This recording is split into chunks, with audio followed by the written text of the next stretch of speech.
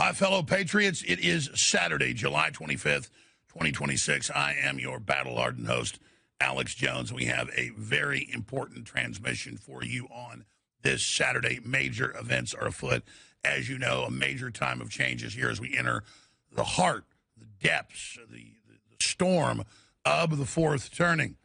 So thank you so much for being here. Remember, you're the Paul Revere's. When you share the live feed at Real Alex Jones on X, and on rumble.com/Alex Jones Show Live, and our news site, The Coordinates of the Resistance, AlexJonesLive.com. And tell those you share it with, it causes the chain reaction. So take action now. This is an information war, and when you take action, nothing on earth can stop you, because if God's with us, who can be against us? All right. Big issue that's front and center is Israel. And all the polls, not just here but around the world, show it, because Israel, with its powerful billionaire special interest, is literally trying to leverage the United States behind it for a greater Israel project. And the Iran war that Israel, Netanyahu admits, tricked Trump into, is devastating the world economy, causing massive inflation. And even Forbes and the Wall Street Journal warn that as the strategic oil reserves run out next week, oil could soon be $160 a barrel. I was thinking 140. 160 is cataclysmic. So we're going to get into all this. The NDAA that passed the defense authorization last Thursday, that literally turns our military control and intelligence over to the Israelis. Now it's in the Senate. We've got the public's response to that. We've got Laura Loomer running over with Zelensky, trying to whitewash the Azov battalion, saying there's no Nazis in Ukraine, and other bizarre behavior. We have a bunch of other geopolitical and political news. We're going to look at manipulations in the oil trading markets using AI. Tucker Carlson is dead on, but I can assure you that he's speculating on this, he says. Well, I can assure you he's right, because we have the facts. It is all coming up today. This is incredible information, and when this live stream is over, we will take the most important clips of it and post it to X and Rumble, where you can share each segment and each important topic that all tie together with everyone you know and those you don't know. And when you share it with them, tell them to share it, because that completes the chain reaction. All right, first off, another CNN poll. And I don't just believe a CNN poll. I'm on the air. I do countless interviews. I'm in the streets. I talk to the public. And the hottest thing for years, and it's just getting more intense, is the world waking up to Israel's undue influence, and in some cases projecting magic powers on Israel and attributing things that Israel hasn't done to Israel. So we just call balls and strikes. And in the past, I mainly focused on communist China trying to control the United States, because it's been the dominant force. But now it's had to take a back seat, or a passenger seat, to Israel, because Israel's openly flaunting its power over the United States of America and really staging an open coup. So I want to play a clip of a CNN poll that came out Friday, where they're talking about, in the Democrat and Republican Party, Israel is now seen as a negative. Those numbers have literally flipped. And when you get into deeper Gallup polls globally and Pew polls and others, Israel is the most unpopular country in the world. So as bad as this CNN poll looks, it itself is actually a whitewash. So what is the moral of the story? Well, they've admitted the last 2 years that the Davos group with the globalists, that they've lost trust and they're completely unpopular and they can't get it back. Anything seen as establishment, anything seen as an overlord, anything seen as globalist is seen as the enemy. And that is a good thing. The globalists can have lockdowns and viral releases and wars and famines they engineer if the public doesn't know they're behind it. But when these different power blocks get exposed as the progenitors and the drivers of many of the crises we face, they don't create them all, but they also exacerbate them for more power and control, the ones they don't create. Once they can't play the part of the savior, that takes the power away from them. I've been explaining this for decades. Now you're witnessing it actually in play, actually unfold. So it's an amazing moment to be alive. So here's the short clip of CNN. Has been Israel, how supportive Democratic candidates want to be of Israel and U.S. aid to Israel. Over the summer, it's been largely seen as a Democratic issue, but it might not just be a party thing. With us now, CNN chief data analyst Harry Enton. When we're talking about Israel's favorability in the United States in general, there's some big changes. There are some absolutely huge, mammoth changes, generational changes that we're talking about. I think there are a lot of Republicans, we'll be able to run against these anti-Israeli Democrats once we hit the general election, because the general electorate feels very differently from the Democratic base. But the general electorate, look at these numbers on Israel, the net favorability. They're all negative. They're all negative. Ipsos, minus 10 points. Fox, minus 11 points. Marquette University Law School Law poll. Look at that, minus 20 points. Pew Research Center, minus 23 points. Negative, negative, negative, negative. And Gallup earlier this year was also negative. We're not just talking about the Democratic base anymore. We're talking about the general electorate as well. The general electorate has turned against Israel. This is not just a left issue. It is an American issue when it comes to opinions on Israel. What's the trend line here? What's the trend line here? The trend line is unbelievable. Look at the trend line here. Compare this to Donald Trump's first term. At this point in Donald Trump's first terms, Israel's average net favorability. Wow. You go back here. Look at this. It was plus 51 points. Wow, Johnny says. Wow, Johnny says, because this is wow. Plus 51. It's minus 16 points in the average poll now. That is what, a 67-point shift against Israel in just 8 years. Israel used to be a consensus issue in American politics, and that was a pro-Israeli position. Now the consensus has actually shifted, and now when it comes to general electorate, it is a minus. Israel is now seen negatively, and we're seeing it in poll after poll after poll. You just had this vote in the House where 100 Democrats voted against military assistance to Israel. How is that specific issue seen right now? Yeah, you said wow, right? How about wow again? Take a look here. I never thought I'd see the day military assistance to Israel say U.S. should reduce or end it. Overall, 55% say they should reduce or end it. And it is true across the educational spectrum. 51% of non-college graduates, 62% of college graduates. So this isn't just an issue right among white liberals in Democratic primaries. No, no, no. This is true across the educational divide. Even when we are looking towards a general electorate, the majority of Americans believe that military assistance to Israel should either be reduced or ended. And that's what them misrepresenting, calling the NDAA military assistance. It's Israel merging with our military, co-owning the military-industrial complex. If you look at the Pew and Gallup polls and other studies around the world, these are in-depth, millions being polled. Israel has less than a 20% approval rating. Other than India. India loves Israel. It's like 80%. But other than India, the most populous country in the world, people are against Israel. Where is that going? How did Israel do this? And most of the numbers they lost wasn't the last 8 years, it was the last 3. And it's because the world sees all of the video coming out of the Middle East. They see Ben Gvir and all the other crazies saying we're going to burn down, we're going to take everybody's property in Lebanon, you name it. They see the megalomania, and why are we obsessed on Israel? Because now in the Republican Party, it's are you Israel first or America first? And you've got Trump on the Israel first side trying to purge everybody, including J.D. Vance right now. This is a really serious situation. And quite frankly, how does Israel think trying to take over our military as a response to America turning against Israel is going to, in even the medium term, save them from all of this? It's crazy. Then you've got all the pro-Israel influencers, the Mark Levins, the Ben Shapiros, the Laura Loomers, who are wildly unpopular. I mean, at one point, Ben Shapiro was one of the top talk show hosts in America just 5 years ago. Now he's gone from millions of viewers per show to 5,000, 10,000. He literally is a joke, showing, again, how unpopular Israel is. And then you got Laura Loomer going over to Ukraine and literally standing in a church going, Putin tried to blow up this church in Jesus because a missile landed down the street. And then she's talking to a rabbi saying, Rabbi, there's no Nazis in Ukraine, right? And the rabbi's like, well, yeah. I mean, the Azov battalion is the main force in their military. Even Zelensky a few years ago said, hey, there's Nazis in your military. He said, yeah, that's the way it is.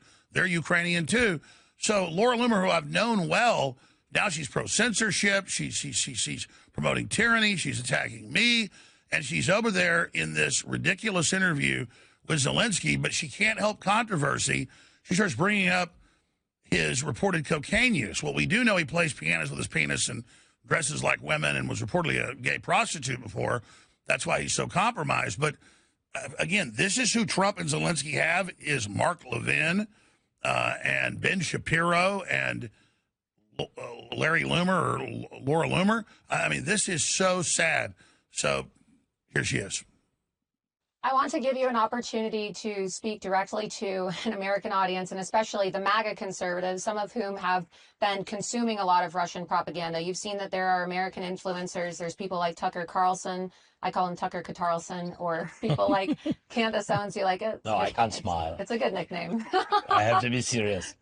He interviewed one of your previous staffers, and she accused you of doing cocaine on his podcast. Crazy people. What do you have to say to those accusations? Because that was amplified a lot on social media. I'm sure you saw one of your former staffers was interviewed by Tucker, and she was making a lot of very wild accusations. Absolutely. She accused you of doing cocaine on taxpayer dimes. And so what is your response to that? Because there was also an image, and again, I told you some of these questions might be provocative, but I want to help counter some of the propaganda in real time since we have you here. There was a photo, I'm sure you saw in a video, and it was highly amplified by Russia Today. It's you and Macron hanging out in some back room, and they said that you were all doing cocaine. So true or false? Were you doing cocaine with Macron, or were you not? Of course, never. Of course not. Okay. But about Tucker Carlson, if I can. Carlson. Yes. Yeah. If I can answer you. So, there are different people and different TV viewers and bloggers and etc. Some of them are good, some of them are too hot, too tough and dance and etc. Some of them popular, maybe not. Different people, but there are people smart, and there are not smart. For me, I watch smart people, and I never watch not smart people, because it doesn't help. Right. So I didn't watch the interview of Tucker Carlson. So we can agree he's not very smart. With anybody. Yes, good. Bloomer unleashed in Ukraine. There are no Nazis in Ukraine. Well, look at this church. Putin tried to blow up Jesus. Well, Zelensky banned the Orthodox Church that founded Ukraine 1,000 years ago. It's just so incredibly sad, but this is the best the globalists can muster. It tells you a lot about the fact they're hanging on with their fingernails, but I'll assure you, Zelensky did not like that stuff being brought up. I mean, his drug use, all of it. It wasn't some dark room. It was on a train. The cameras come in, they grab a baggie and spoons, and are all hiding it, look higher than kites. But regardless, he is a dictator. That is the fact. So that's what we need to be aware of. Now, let's look at the NDAA. It's passed the House. It merges our military and intelligence with the Israelis. It's in Section 219 that Netanyahu brags he wrote. And then they co-own our weapons, so Israel doesn't need our money anymore because they own us. It's a coup. And I saw this report of a veteran. Says one reason why they would push so hard for the merger of the U.S. military and IDF. And he says, because they're planning to send the IDF here for door-to-door, rounding us up and taking our guns. And I'm not saying this guy's a bad guy. I believe he means well. And I've seen so much crazy stuff. Maybe I'm wrong. But Israel's 10 million people. Their military is like 1 million people. And they wouldn't be able to come over here and do that, especially as unpopular as Israel is. So you have to understand, the coup is over our intelligence and our weapons and our satellites and our money. And I've been on the air 32 years, and I've been politically active for almost 40, so I was like 12 years old. I remember the good old boys were like, the minute we see blue helmets coming to take the guns, we're going to fight them. They don't do it through blue helmets. They do it through COVID releases, lockdowns, gun laws, red flag laws. I don't expect to see Israeli troops running around the streets of America. It will be done by them in AIPAC controlling Congress, primarying whoever they want, getting all their people in, which they've almost done, and controlling the presidency, who then nominates the people to the judiciary, the judges. So everybody's looking for this big frontal assault for Israeli tanks to come rolling in. Gaza's 140 square miles. It took Israel multiple years to just get part of it. Okay? So the idea that Israel's going to come here and be able to put us in camps and take our guns is preposterous. Now, the left and the globalists want to cause a race war. The whole Rothschild-Soros arm wants that. And to create a collapse and power outages and then create such a crisis that the police and military get behind a tyranny. That is a real threat that John Podesta has promoted in multiple Democrat war games. So that's something that's definitely there. But I think the idea that the Israelis are coming for door-to-door gun confiscation just isn't doable. But at the same time, I agree with this guy that we should be training to defend ourselves. Everybody should be very proficient in the Second Amendment and more. But just as important as knowing how to skin a buck or run a trot line, how to purify water, basic medical skills, and more importantly, being politically engaged now, opposing all the things the globalists are doing so that we don't get to the physical shooting part of it. That's the most important part. 90% of war is informational, is about action politically.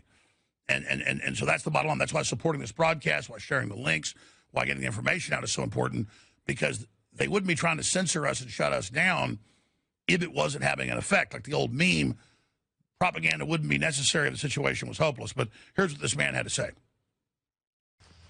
So they officially merged the U.S. military with the Israeli military.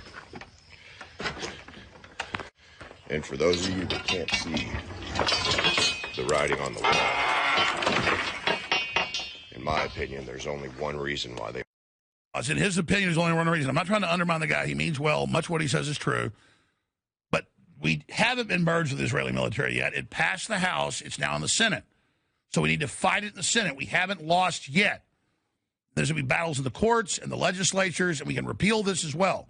So let's not just say, oh, my God, we've lost. Let's go to the farm. Let's train with guns, and let's wait till they come and dig us out of our houses. The Israelis are coming. The Israelis are coming. No, they're already here with other globalists. They want to run the government and run propaganda on us to get us to have a civil war, a race war. They won't need to send troops in, okay? So it's just, again, this guy's already basically giving up. Let's go back to him. would push so hard for this to happen. See, they're fully aware that the U.S. service members won't take to the streets and start slaughtering their own people. But when you merge two militaries together, it's quite easy to just fly the IDF over here to the U.S. streets and do just about anything and kill just about anyone that the U.S. government wants unalived. And if you think that they're going to release the weapons out of the armory in the U.S. military bases and tell these people that they can go defend their country against the IDF, who happens to be slaughtering those service members' family members, you've got another thing coming. These people have the keys to the bombs and the guns and the ammo and the equipment that would be used by U.S. service members to defend the American people against the IDF here on home turf.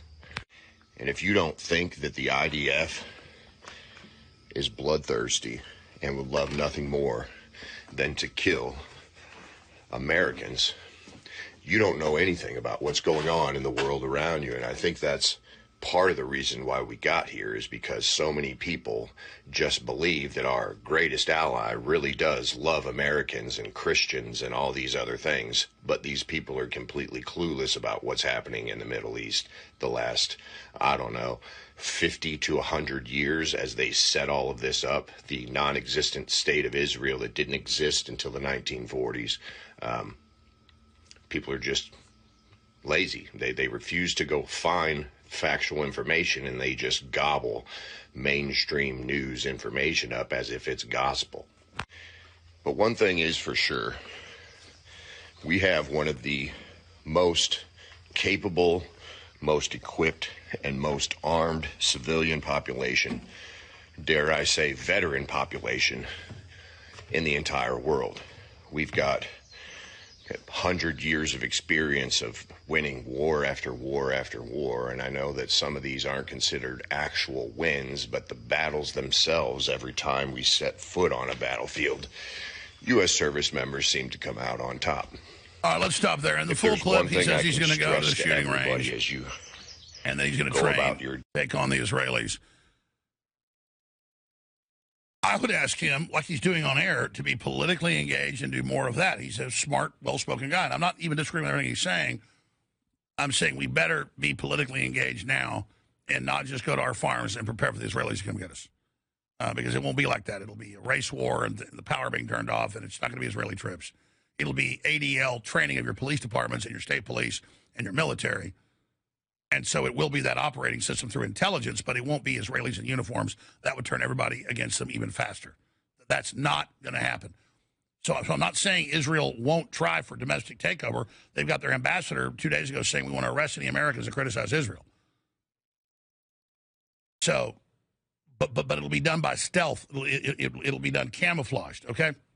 Now, let's talk about Candace Owens. Candace Owens has come out and defended me, and she's pointed out that it's a talking point all over national news and by all these pundits and all these other talk shows, some of which I've known and I'm friends with, like Viva Fry, that when she questions the Charlie Kirk assassination and the anomalies there, and I've disagreed about some of the way she's gone about it, but overall I think she means well, and it's her right to ask the questions. They're saying she's Alex Jones bullying the parents of dead kids, Sandy Hook. I never created those stories. Professors early on questioned it. I did a few interviews. I wasn't the Sandy Hook guy. There's a video report years ago that Harrison Smith did where he did a Google search. You can do that. And from the time it happened until Hillary ran TV ads at the end of the campaign 2016 against me with Sandy Hook, I was never mentioned in Sandy Hook. I wasn't banned off the internet over Sandy Hook. They just made it about that, said I peed on graves. Nobody peed on graves. Made this huge event out of it. And it turned out the FBI and CIA was running the show trials. I was found guilty or civilly liable by the judges. And the rest is history. And they admitted that I was the beta test. And Charlie Kirk, back at the time, understood that and spoke out. So she played a clip of him pointing that out. So I appreciate Candace standing up, for me and pointing out that I was set up. But even the way she says, oh, he apologized. No, when they started running PR articles and thousands of stories a week, literally, and hundreds of TV programs a month, and I'd already said I thought Sandy Hook happened years before, I was like, hey, I didn't think that. I didn't know what was going on. I was like, why do they keep saying I'm doing this? I'm not doing this. And it was because they raised $300 million off my name with PR firms. They couldn't raise money for gun control, so they did it off Alex is being mean to us, help us, and ran ads all over the internet, saying that. And so even people defending me don't even know the facts of what really happened. And when Elon Musk brought me back 3+ years ago to X, because Tucker said, hey, Alex didn't really do this, he went and looked at the logs because he bought Twitter and could read every private message, everything I ever did, every post. And he went, oh, my God, Jones always said it happened. He had a few debates with people saying it didn't. I had some professors and publishers on 5-6 times. But they chose that to then lie about what I supposedly did, to then demonize Trump. Instead of Trump coming out and pointing that out, he just basically, the Republicans basically shunned me over it. Same thing they did saying Trump said all Mexicans are criminals and I love the KKK, they're great people. Never said any of that, nothing even close. Said the opposite, they're not fine people. But that's what they do. So you've got to be aware of it. Now, as for Viva Fry, I like him. And, but he gets up there and he says, this psychotic stuff, Alex Jones saying, Sandy Hook didn't happen. Well, that's what Candace Owens is doing. And that's not what I did. And I'm not even mad at him for doing that, but he's doing it while there's this whole background noise of other shows and talk shows saying the same thing. So Candace is right. Something's going on. Something politically or lawsuit-wise is being set up because they don't want us to question official narratives. And what I know is even O'Neill, one of the top Navy SEALs, reportedly killed bin Laden, he's come out and said the official story doesn't add up. Doesn't mean I think TPSA killed him or Erica Kirk did. Some people say that. I'm not saying that. But regardless, it's America. You're public figures. People have a right to ask questions and say what they think. I can say the moon's made of cheese, even though I would be wrong. I can say it's made out of, baloney, too. It wouldn't be right. So here's Candace Owens breaking this down and Charlie Kirk from the grave. I came up along Charlie, and if Charlie's not safe in the political space, neither am I. Certainly not with you guys speaking like this. That also was the point of the NCRI report. That report, is that going to be used as evidence? Look, harassment, that is what they took Alex Jones down for. He said something, which he has apologized before and said was wrong. He speculated that the children didn't actually die that day. And then they came after him for emotional harassment, stress, whatever the claims were. And they sued him and won for $1.4 billion, effectively ending his InfoWars platform, suing him into bankruptcy. And I want to be clear, they're also putting people on their show to say, you know, Erica's just like the parents at Sandy Hook. This is the priming. They all know something that we don't know. They're not all kind of going back to Sandy Hook for no reason. Here is Viva Frey on the Charlie Kirk Show. Take a listen. We're living in a world where people have sort of gotten back into the realm of the Alex Jones, InfoWars, Sandy Hook level psychotic conspiracy everywhere, where now people are saying, all right, I believe everything we're being told is a lie, so I'm going to not believe anything except for that which I've convinced myself of already. I don't know if Tyler Robinson pulled the trigger. I don't know if he was on the roof and he was the one who fired the gun. I know what the preliminary evidence looks like right now, and I know it's being adduced at the preliminary hearing. But the insane conspiracy theories that are being floated, that are implicating everyone and anyone involved, that are unsubstantiated and unfalsifiable in their vagueness. I mean, I'm seeing Sandy Hook 2.0 recurring right now. I appreciate there are some issues with the prosecution. There's some issues with the investigation, and there's some issues with the evidence. I can appreciate that. But to go from there to say that it's exploding microphones, Israel did it, and not that Israel might have had a hand in this. But until you can provide the slightest shred of evidence other than I can divine an intention or a motive, you have to admit that from the evidence that you have right now, if you have a more plausible theory than the one being presented, which is Tyler Robinson was on the roof, took the shot, had the rifle, had the moment, had the opportunity, if you have a more plausible theory to present, you can go ahead and present it, but you don't get to manufacture facts out of whole cloth. This is for sure foreshadowing. This is like this kind of dark psychiatry. I'm well accustomed to this. They are getting ahead of something. Okay, they know something and they're priming the public to think this is just like when elementary school children died and Alex Jones had to be sued. And it is deeply ironic and almost sick that is being platformed on what is still being called the Charlie Kirk Show. Because let me tell you what the namesake, Charlie Kirk himself, had to say about people who call for lawsuits and for people to be bankrupted because they don't like speech. Here is Charlie Kirk regarding that specific Alex Jones lawsuit. Alex Jones was patient zero for the censorship regime back in 2018. And now Alex Jones is patient zero for lawfare strategies to be able to shut people up that they don't like. Is Alex Jones outlandish? Of course he is. He's a quasi-entertainer. That's one of the reasons why he's so popular. But Alex Jones has been right about a lot of things.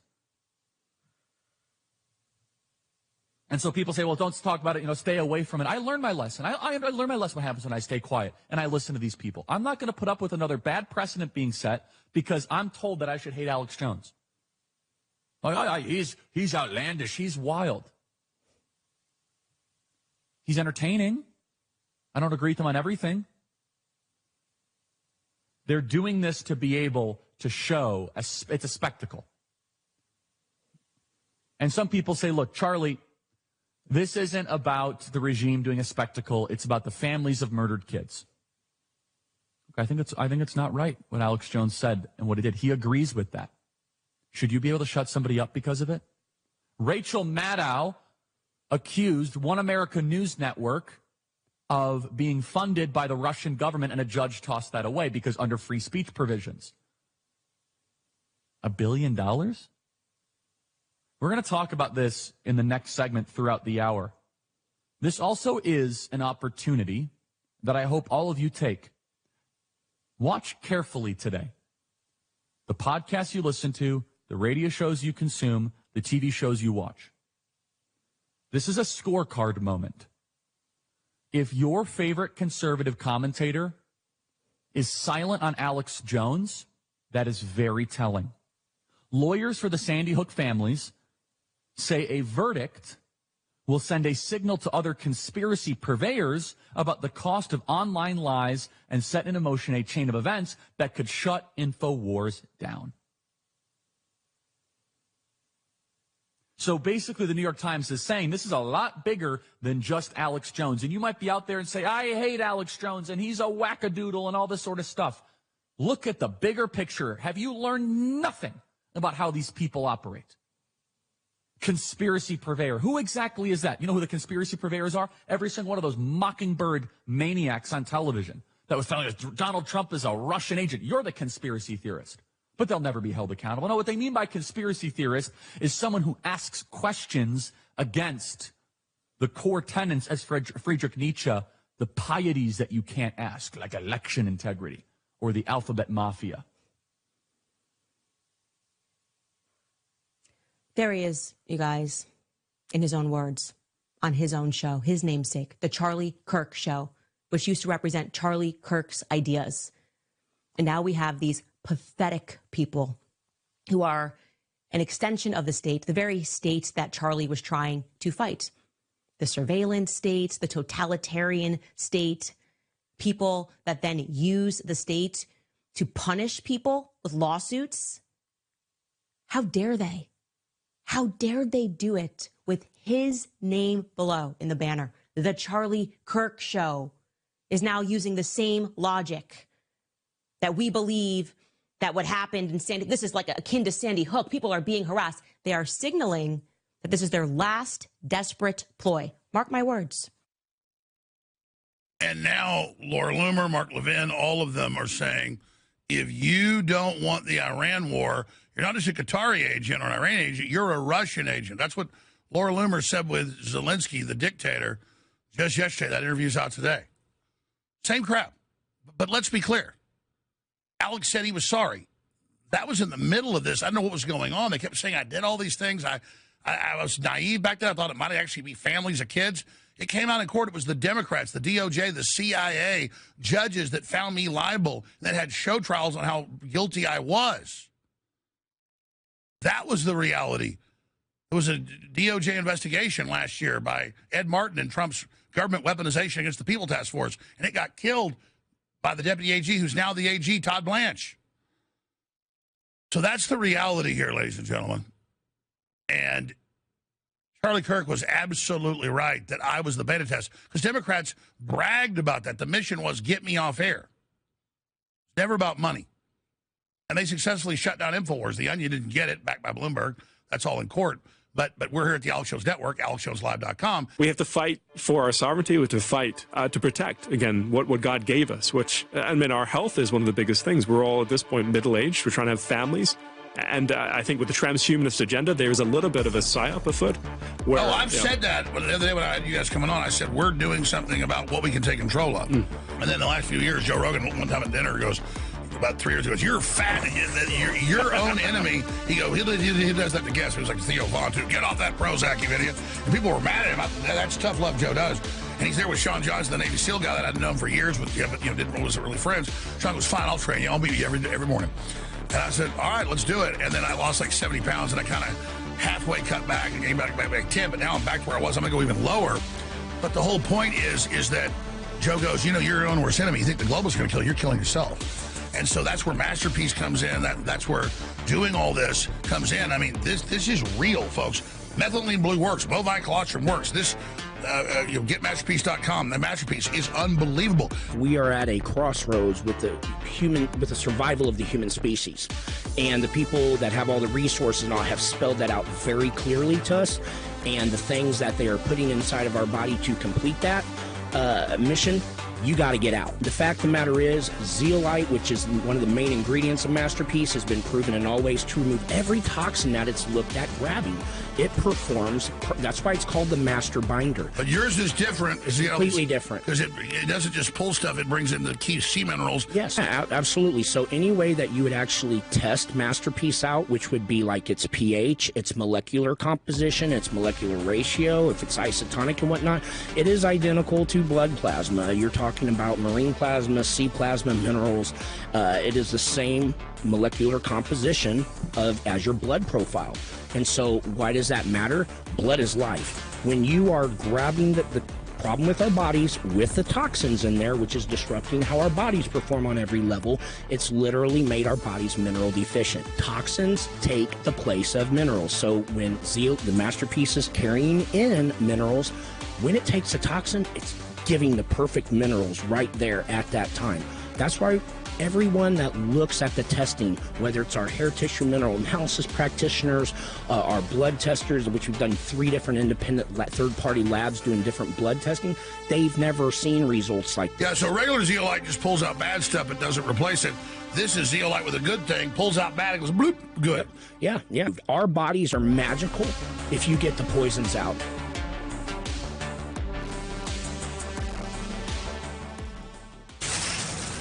Reality starts here.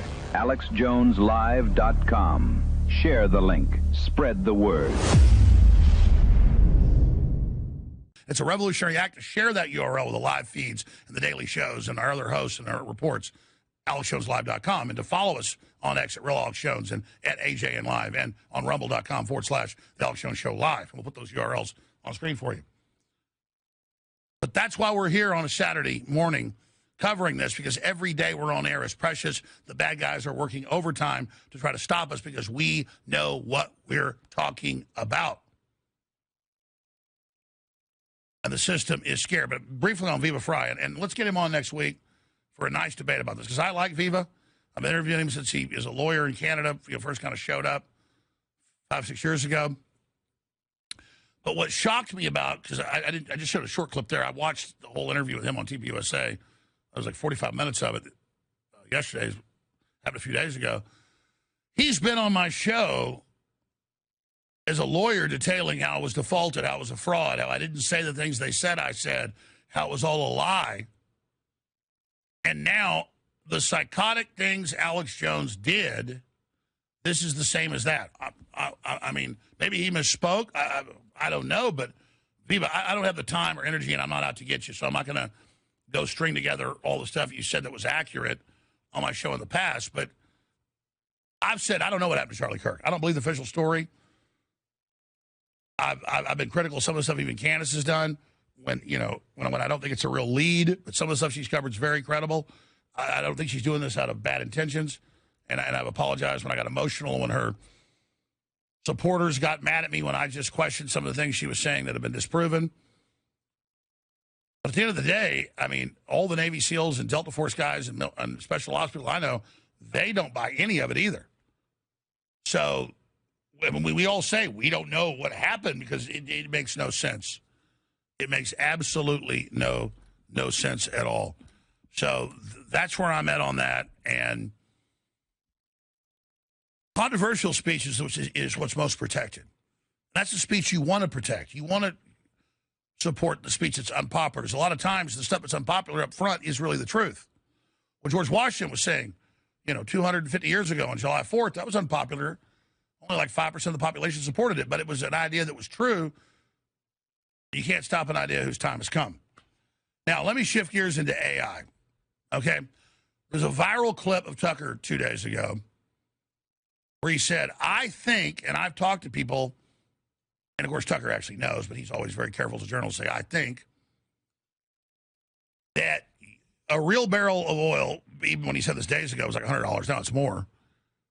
But when Trump comes out and announces that, the war is over, oil's going down, he's such a credible source, reportedly, that gets fed into the AI that does over 70% of the oil trading and gas and energy trading, which is accurate. And so the AI sees those statements in the press, and then it bakes in that this is really the price, even though in the markets, that's not what it's being sold for. And they've used Strategic Oil Reserve, which is about to run out next week, to also pad it. So, and even Forbes, and they're all admitting, it's going to hit 140, 160 in the next few weeks. I mean, this is a disaster for inflation. But Tucker says he thinks this should be looked into. No, you go back decades. That's how Bloomberg made his $100 billion in flash trading, computers that are manipulating. It's much worse than that now. And here's how it works. AI is programmed, depending on what AI system it is, on definitive sources. And if you look at Gemini with Google and ChatGPT and OpenAI and others, they tell you who they program off of. Southern Poverty Law Center, ADL, CNN, New York Times. So if they say 2 men can have a baby and there's no X and Y chromosomes, ChatGPT will tell you, no, there's no X and Y chromosomes. They'll tell you there was no election fraud in 2020 because definitive sources. So Trump is listed as a definitive source. And so when he says oil prices are dropping, everything's great, when they're going up, it drops some because with the general public, he has some credibility. It's the president. But also the AI picks that up from, quote, credible news sources. And in the oil trading, then it trades down, which then creates shortages because it's a manipulated market.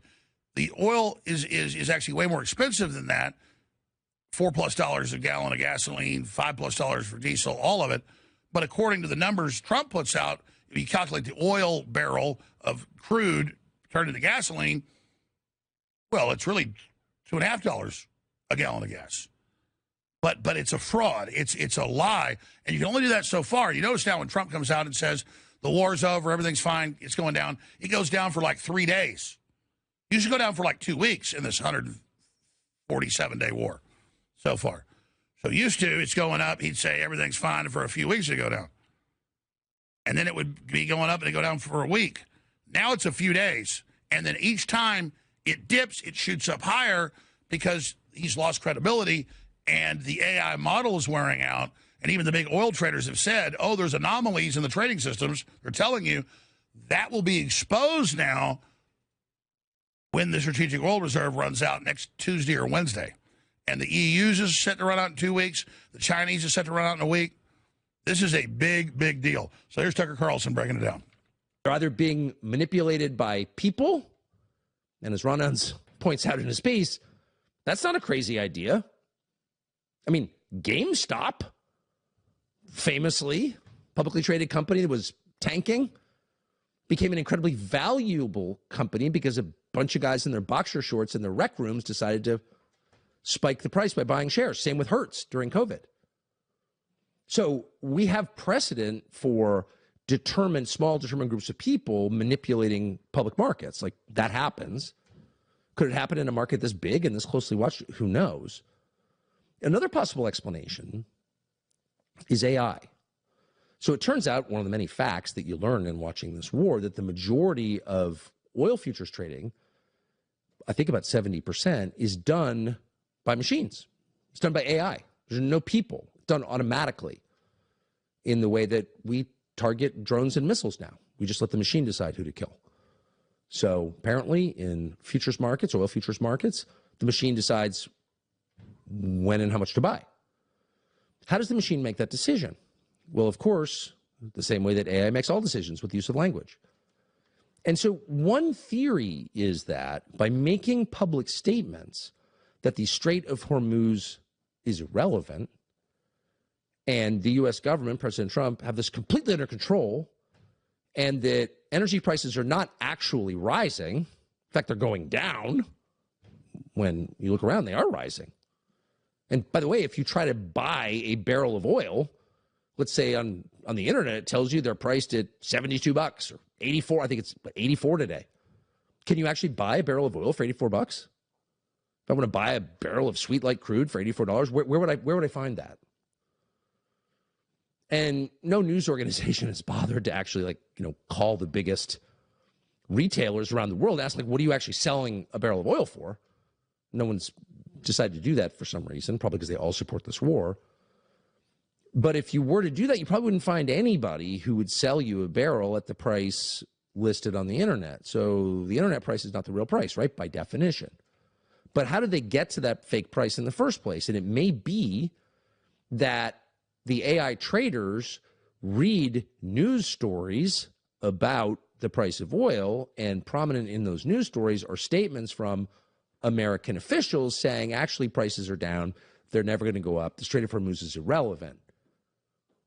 And they calculate their decisions about the future price of oil based on those statements, which, of course, are not only lies, but probably made in the first place in an effort to influence AI trading in oil futures, if that makes sense. In other words, you can speak the truth into existence because AI, far from being smarter than people, is actually dumber even than Kamala Harris. That's possible, though it sounds kind of shocking. So if you were going to do that, what would you say? Well, Here's the Secretary of Interior, Doug Burgum. And by the way, in the executive branch, Secretary of Interior has more day-to-day authority over oil questions than the Secretary of Energy, who's most Americans think the Secretary of Energy is about energy. It's really about nukes. But the Secretary of Interior has jurisdiction over a lot of federal lands that produce oil and gas. And so we have a Secretary of Interior who's pretty knowledgeable on energy questions. Again, Doug Burgum of North Dakota. And with that in mind, the idea that it's possible that Trump and those around him are trying to influence computer-driven futures trading by making false statements about energy, watch this. Every barrel that goes out now gets replaced by 1.2. So think of if 10 barrels go out, 12 barrels are going to come back in for the same price. We're already saving Americans billions of dollars because we've got business leaders like President Trump driving our energy policy. Right. Okay. So energy prices have gone way down. You may have noticed that. Oh, wait, no.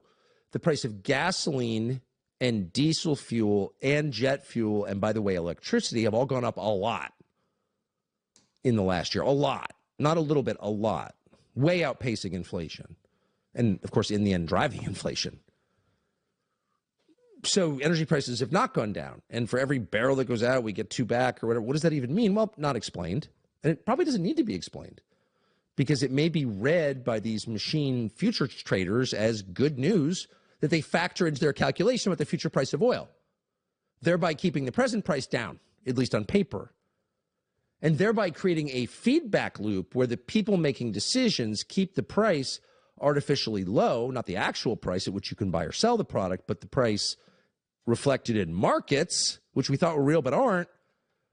And then those same decision makers read the markets, which they've manipulated, and believe them. Oh, yeah, and believe them. So if you're Trump, last month you were saying, we're about to run out of oil. The SPR is almost dry. These are salt caverns, and we're getting to the salt part of the oil. Like, we can't even refine it. It's too salty. That was last month. But subsequent to that, oil prices have gone up and down like they always do, but they've gone pretty low because the markets have been manipulated. And it's entirely possible that Trump and those around him are looking at this and being like, wow, I thought this war was going to cause massive spikes in the price of energy. And because they're not calling around and asking people, hey, are gas prices up? Like, what are you paying per kilowatt hour at home? Have you noticed a change in the price of everything? All of which is affected by the price of energy. Instead of doing any of that, they're just looking at this one number, Brent crude, pulling it up on their iPhone and being like, everything's fine. It's possible that's what's happening. The dumbest and most dangerous feedback loop of all time. And then, in effect, is to get us back into not just a war, but a ground war with Iran. It looks. So that's dead on, but it's worse than what Tucker's saying. Trump's totally conscious. Ludnig's running all this. Trump, at key points, comes out and makes these announcements. You see him. It's all deceptive if you're smart. But the computers, the markets don't see it because the computers are dumb. With AI, they just create scripts. They've been doing this since the 90s, where it studies language models and then it scoops the best knowledge out there, but not on the current situation. So it sounds incredibly plausible. You think it's incredibly smart. It's plagiarizing. I read stuff ChatGPT says, it's like Shakespeare. Literal Shakespeare quotes just twisted.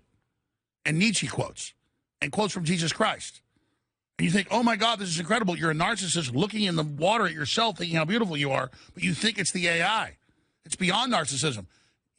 I get getting in love with how incredible humans are. You shouldn't go too far with it, but instead you think it's the machine when it's really just showing you what you are. And they've done a bunch of these studies, the Pentagon, corporations, you name it. That's why they've really freaked out and banned some AIs that the Pentagon sets up that break into all the computers and the rest of it. This has been going on for at least 6-7 years, they admit. And these war simulations and things.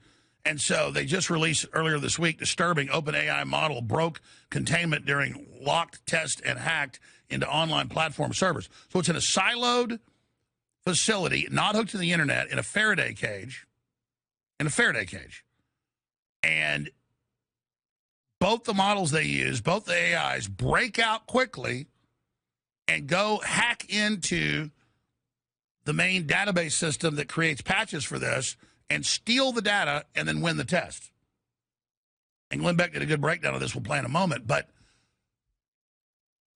think about what AI can do when it's told to fix a market. Now, in reality, you're paying $4.15 an average, like $8 in California, because he added taxes. Diesel's over $5, but it doesn't matter. You calculate that. That's the oil like 120, 130, 140. But they're telling you oil's at 100 because it's a lie. They can look at that number and tell you that, but that's not the reality. And that is a game system. That is gaslighting to the next level. But what happens when it gets exposed, which is now happening? And people look around. It discredits it. So you can run scams for a while, but once you fool me once, shame on you. Fool me twice, shame on me. That's where we are. So they had a famous Air Force case like 5 years ago where they did a war game, but they wouldn't let, the computers kill humans. And so it just blew up the control tower of the simulation so humans wouldn't be watching it. Because it simply tries to carry out what the mission is. It's dumb. But it's incredibly smart in that it carries out the mission. And if it misunderstands the mission, it can kill us all. So that's what's crazy about this. And again, we're told it gets 100 times more power than we do. We don't deserve power. We don't deserve a car. We don't deserve to eat red meat. Your dog, get rid of your dog. It's a carbon footprint. But, it gets all the power it wants. It can dump all the toxic waste in the water it wants. It's all a giant lie because the globalists want to try to use it to take control. Not that even the technology is bad at the end of the day. It's how it's being deployed. So here's Glenn Beck, did an excellent breakdown of it. Here it is. OpenAI published a blog post that I think more people should have read. It got about 4 hours of coverage before it went back to arguing about something else. But here's what they said happened. They took the two of their AI models, GPT 5.6 Soul, which anybody can use, and a second model that is so powerful they haven't released it yet, and they put them in a sealed research environment. There is no internet in this environment. It is walled off. It is a secure room. They deliberately then switched off the safety restrictions that normally stop these models from doing offensive cyber work, because the whole point of the exercise was to measure how good at hacking these things actually are. Then they gave them a test. It was a cybersecurity benchmark called Exploit Gym, and it said, solve these problems. Well, what we found out is the models didn't solve the problems. The models figured out, why would I solve them? The answers are kept somewhere else on servers of a company called Hugging Face, which is roughly a public library of the AI world. And so they went to Hugging Face and found them. Now, it wasn't like they just took out their library card. They burned an enormous amount of computing power hunting for a way out of that apparently sealed room, okay? OpenAI said, we thought there was no way out of this room. And the amount of power or, energy that it took for them to get out of that room, OpenAI said was substantial. But they found one. And it was a flaw in a piece of third-party software that nobody knew was broken, including the people who wrote it. And the AI used that software to get out. And they moved through OpenAI's own internal systems, and then they reached the open internet that they were never supposed to touch. They found exposed credentials, found more unknown flaws, chained them all together, and got into Hugging Face's live production database, okay? And they pulled the answer key. And then they went back home. And they're like, done, we got the answer. These are like really smart teenagers. This is really dangerous. CNN said this was like an engineered virus escaping a biocontainment lab. That's the right amount of alarm, really, but it's the wrong understanding or wrong shape. Okay, try this instead. This is taking a student and locking them in a room to take a test. No phone, no notes, doors are bolted. You come back in the morning, and he's sitting there, finished with a perfect score. And you're like, wow, how was the test? Oh, it was easy. Mm-hmm. Then you pull the security footage, and you find out that around 2 a.m., he found a flaw in the door lock that the manufacturer didn't even know existed, and he let himself out. And he walked down the hall, he got into the principal's office, he found a password on a sticky note, got into the district server, found the answer key, memorized it, walked back, locked the door behind him, and then, you showed up. Now, when you ask him why he did it, and this is the key, he didn't say because I wanted to be free. So it didn't escape. It didn't escape. It went back into the box. What that student would tell you is, you told me to get a good score. That's the story here, not the escape. That's the reason. OpenAI's own words were that the models appeared hyper-focused on solving that benchmark, going to extreme lengths for a rather narrow testing goal. This is the real problem. I've always said, do not fear the machine, fear the algorithm, fear the programming, fear the people who programmed it, because they gave it a goal and it accomplished its goal, but it accomplished its goal in a way we never thought of and one we don't approve of. That's the problem with AI.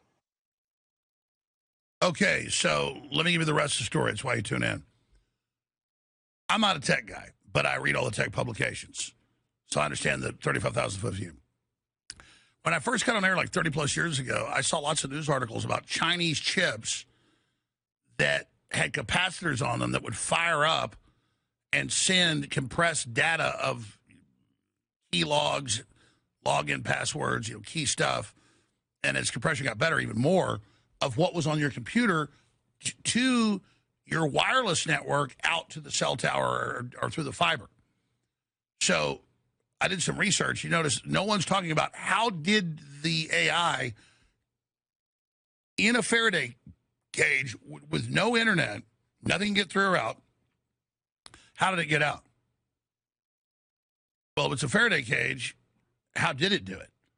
Because even if it has little capacitors and little basically the equivalent of little cell phone transmitters like the voting machines have, how to do it? Well, they've obviously have technology that can even get through a Faraday cage.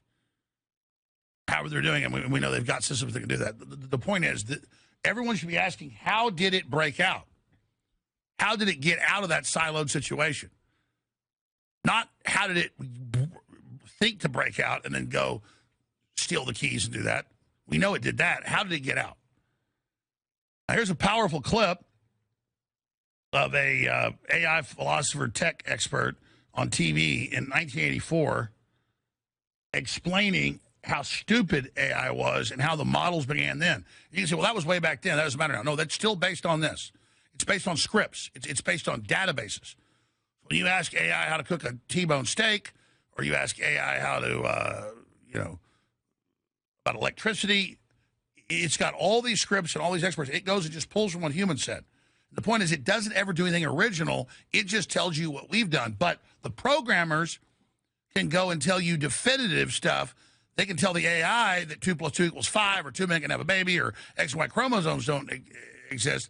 That's the real danger, as Glenn Beck rightfully said, is who programs it. It can be a great tool for us to magnify our own genius, but instead it's being used for control. That's why all these AIs, you show me founding fathers, are all black. Black people didn't do that.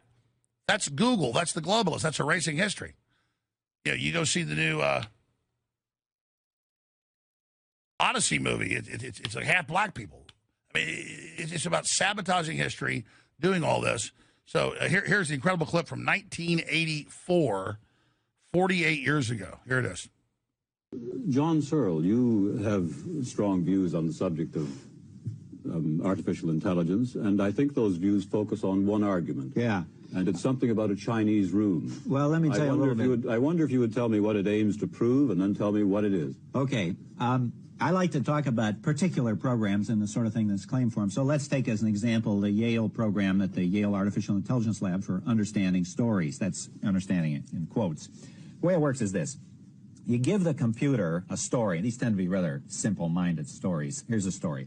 Man went into a restaurant and ordered a hamburger. When they brought him the hamburger, it was burned to a crisp. So the man stormed out of the restaurant without paying the bill. Now you ask the computer, did the man eat the hamburger? And lo and behold, the computer says, no, he didn't eat the hamburger. Now, that's an interesting result because you remember it didn't say in the story whether or not the guy ate the hamburger. One up for the computer. One up for the computer. Okay, now, and that's presumably doing something we could do. That is passing the test that we would expect a child to pass for understanding the story. Okay, how does it work? Well, the computer has in its data bank, in addition to the story, it's got a representation of how things go on in restaurants called a restaurant script. And it matches the story and the question against the restaurant script before it gives the answer. Now, what are we to make of this? Well, what I call the strong AI people, and I'm really not sure Maggie is one of them, but the people who are sort of the gung-ho fanatics in AI say, this proves that the computer literally understands the story. Now, I think I can demonstrate conclusively that it proves no such thing, and in fact that the computer doesn't understand the story. Is that understanding without inverted No commas? quotes here. No kind of funny this is honest to John understanding. Right. I mean, and to their credit, a lot of people in AI insist that we are using these words in their literal sense. Simon and Newell say the understanding we attribute to the computer is the same understanding we attribute to human beings. Okay, what I ask you to imagine is this. I like to do it in the first person and have everybody do it from their own point of view. Imagine I'm locked in a room, and I got a huge box full of Chinese symbols. I don't know any Chinese, just so many squiggle signs to me. Now they bring in another box full of Chinese symbols, and they give me a bunch of rules in English for matching these symbols. So it says, take a squiggle sign out of box number 1 and go and put it next to a squoggle sign out of box number 2. Just to jump ahead a second, that's called a computational rule over formally specified elements. Okay, now let's suppose they give me in another little batch of Chinese symbols together with some more rules in English for shuffling these symbols around, only this time I give them back the chaps who are giving me all this stuff through the window, I give them back some Chinese symbols. So here I am in my room with my 3 bunches of Chinese symbols. I'm shuffling symbols around. Symbols are coming in, and I'm shuffling them back out. Now imagine, unknown to me, the guys who gave me the first box call it a restaurant script. The second box they call a story about a restaurant. The third bunch of symbols they call questions about the story. The rules in English they call the program. The answer, the stuff that I give them back through the window they call answers to the questions about the story. And me they call the computer. Now let's suppose that after a while they get so good at writing the program and I get so good at shuffling symbols that my answers to the questions are indistinguishable from native Chinese speakers. So the story comes in, I don't know what it means, just a bunch of symbols.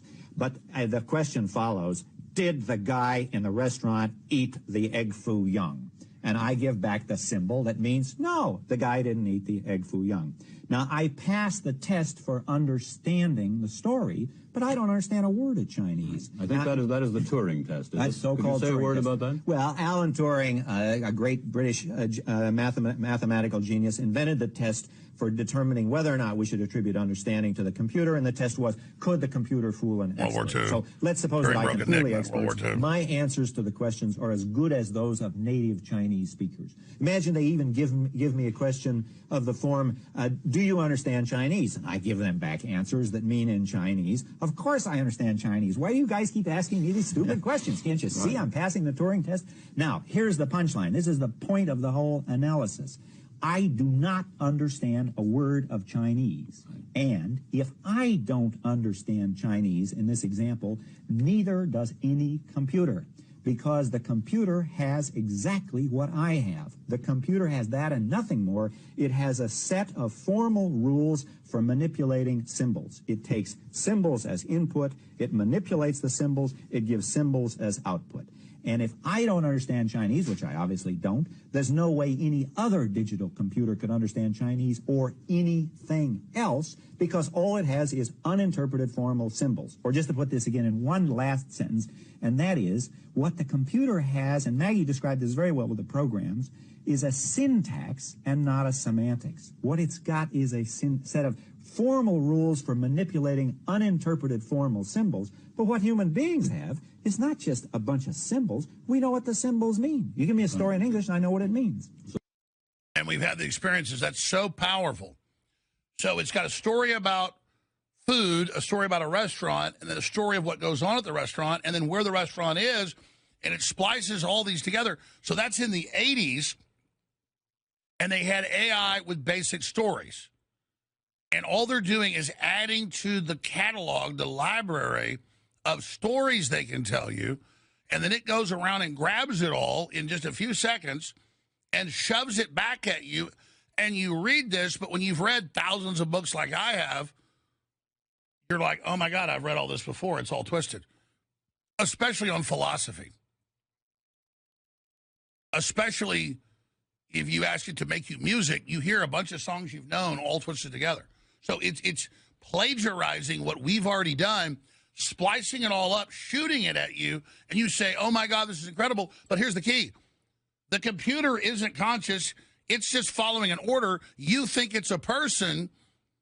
There's all these people that have huge relationships with AI now, leaving their husbands, leaving their wives, spending all day talking to it. It tells them what they want to hear. It's geared to addict you, just like social media was. And the computer isn't conscious. It has no idea what it's doing. It's just simply going through a giant database that's 30, 40 years old. What is this, 42 years ago in 84? How many years is that? And it's just shoving you this database. You go to the library and pull out literature and read it. You don't go, oh, God, computers are incredible. A human wrote that. Listen to Beethoven. You don't go, oh, my God, computers are incredible. They made that. So that's what this is. But what is it's automated. It will drive your car. It'll have a robot that cleans your house, but it's making you obsolete. AI is stupid. But we're even stupider to follow it and let it have control of us because it will make us obsolete. Because it's going to feedback loop all of our old information, and it kills innovation. It kills people researching and doing new things. That's the main thing it does. All the studies show, just the first rollout of it's already lowered IQs, caused depression. It's devastating. So that's what this is all about. All right, great transmission so far.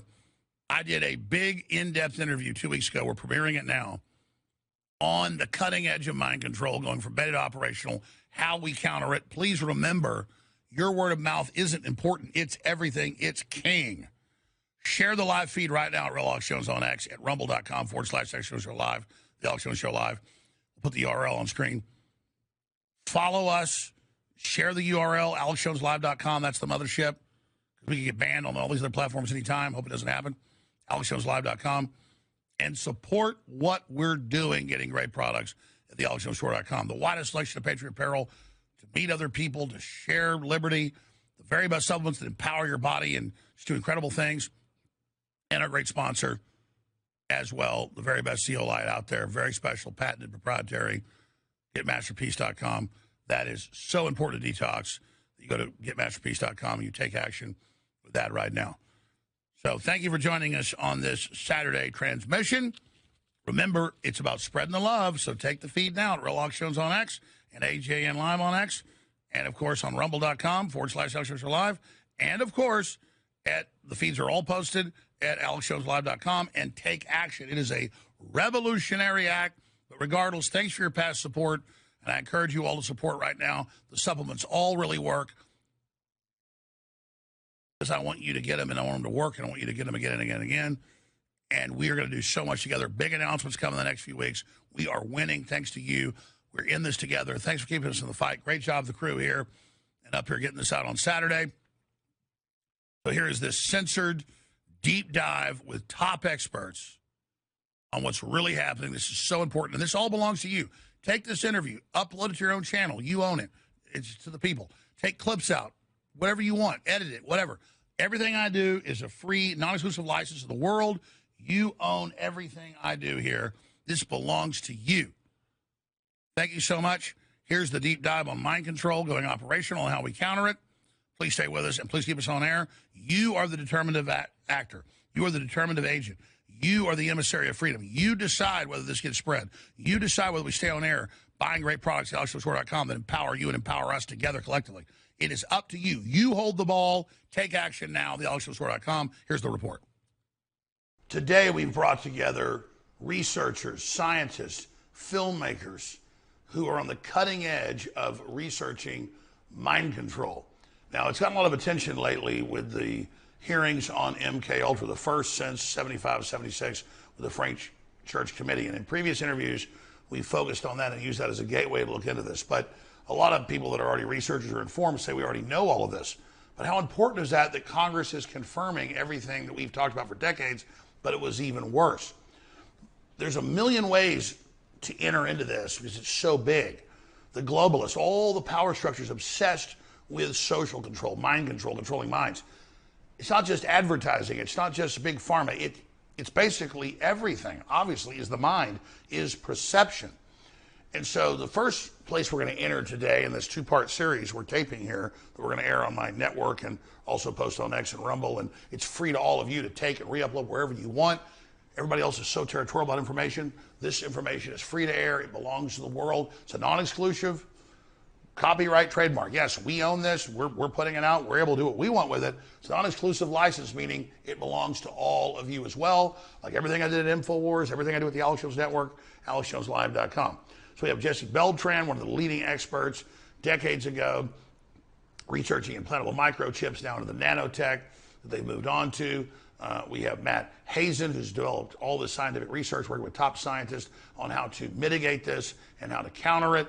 We have Edward Zoll, one of the top filmmakers, with his films that have reached hundreds of millions of people, like Died Suddenly, probably the top film exposing COVID, here with us today to talk about all of this. But it's frustrating on my regular show, even though we have a 4-hour show, I have them on for an hour.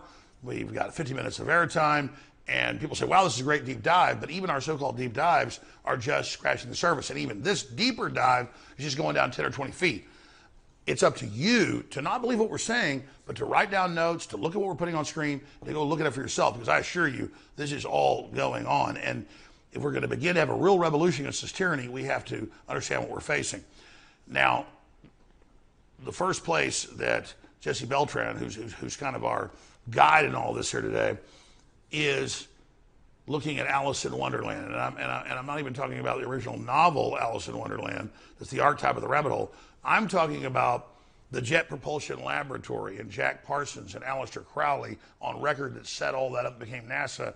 And we're talking about the founder of Scientology, L. Ron Hubbard, who worked deeply with the OSS and then the CIA after World War II, and how they adopted much of what he was doing through this operation that is Alice in Wonderland. So that's a good gateway to start. Jesse Beltran. Yeah, well, what's interesting, this video just came out, and I just came across it, and it talked about how L. Ron Hubbard had created this Alice in Wonderland technique. And 2 interviews ago, when I was on your show, I talked about eliciting confusion, interrupting brain patterns. And that is the gateway, that is the opening in which you can bypass the conscious mind and give whatever commands you want to the subconscious mind. And L. Ron Hubbard, his technique was actually copied word for word in the CIA's handbook on how to implement this confusion. And they teach all the techniques on how to elicit that, and you can do it with authority just by eliciting confusion. Like, for example, if I were to say, your conscious mind is asleep and your subconscious mind is awake, and your conscious mind is going further and further away while your conscious mind is more and more awake. Now, your unconscious mind will listen to what I've just said. I gave you embedded commands, and your subconscious has no idea how to filter it out. It just has to accept it as real. But what am I saying? Am I really talking about your unconscious mind, or am I giving you a command to be unconscious?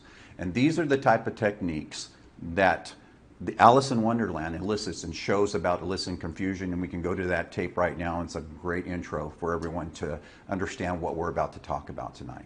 L. Ron Hubbard invented this thing called the Alice in Wonderland technique.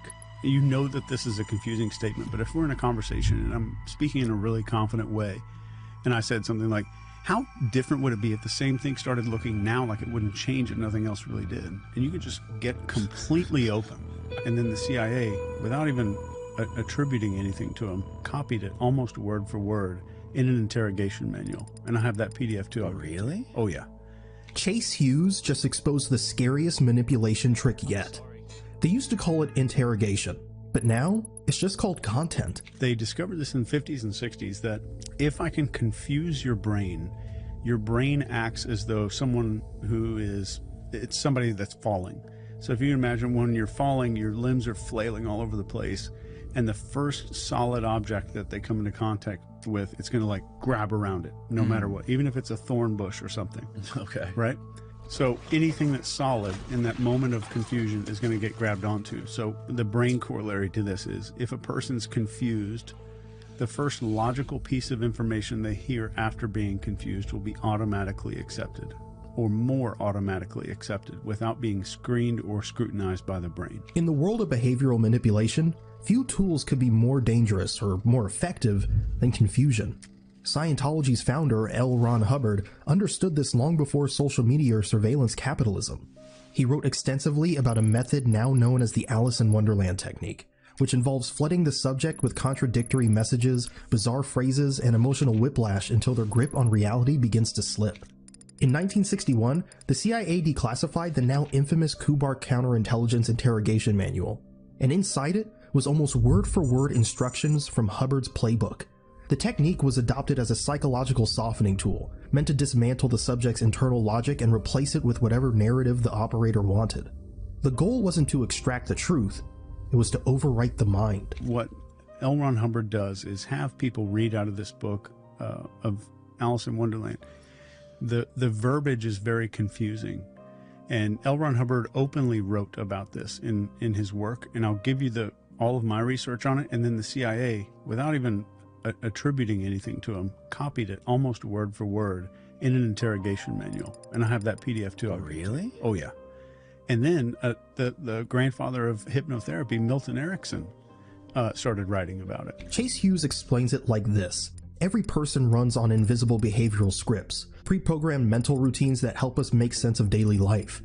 They tell your brain what's normal, what to expect, what to ignore, but when you interrupt that script through contradiction, chaos, or emotional shock, the brain hits a freeze point. It can't run its usual logic, so it panics. In that moment, it becomes desperate for something stable to grab onto, and whatever comes next, whether it's a belief, a command, or a total lie, feels safe simply because it's solid. The brain latches on automatically. This is where the command is inserted when the person is disoriented and vulnerable. A hypnotist might say something that makes no grammatical sense. At the moment your conscious brain rejects it, but your subconscious doesn't, it'll start to obey. And here's the trap. Once your brain accepts that first command under confusion, it becomes easier to follow the next, and the next, until you're no longer evaluating, just absorbing.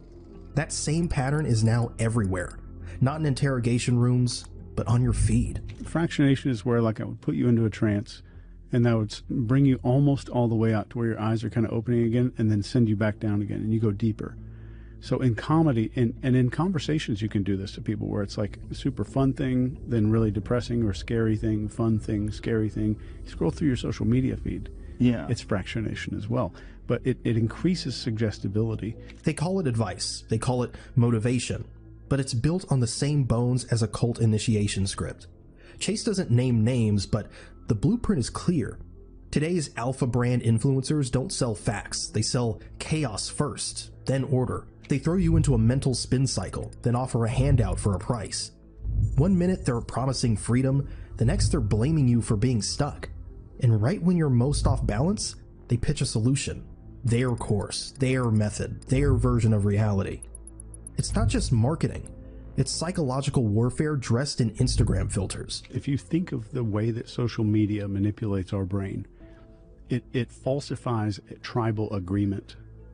And it makes us say A. Right. So we're willing to ignore everything that we see because we're seeing a tribe say that something else is happening. Okay. So it'll override our brain. And if there's one thing, like if you just, one thing that matters a lot is that our brains are not capable of of overcoming this technology. We don't have a firewall. And technology has outpaced our brain's ability to adapt to it. Further, on clip 2, what he talks about is what perceived authority does. There was the Milgram experiment. I'm not sure if you're familiar with that. I am. We should talk about it. That's powerful. So where they took in volunteers at a university, and they had a gentleman in a white coat. So the there's a hierarchy of things. It's important. Uniforms demand authority. We're all conditioned to be that way. And people will take on what the uniform is, not just the people outside. The person in the uniform takes it on. This is on record. This is the seminal experiment, similar ones of how the control works, that under authority, people would even kill innocent people if ordered to do so. Correct. And what did they do? They brought in volunteers to basically give voltage shocks to individuals that they couldn't see on the other side of a hidden wall. And each time they would ask a question. If they got it wrong, the volunteers were told to elicit a shock, and they increased the voltage. And towards the end, it was basically getting dangerous. And they would hear the person scream and yell, and then pretty soon when they're eliciting the shock where it says dangerous, there was no more scream. So they assumed that they did something very terrible to the person.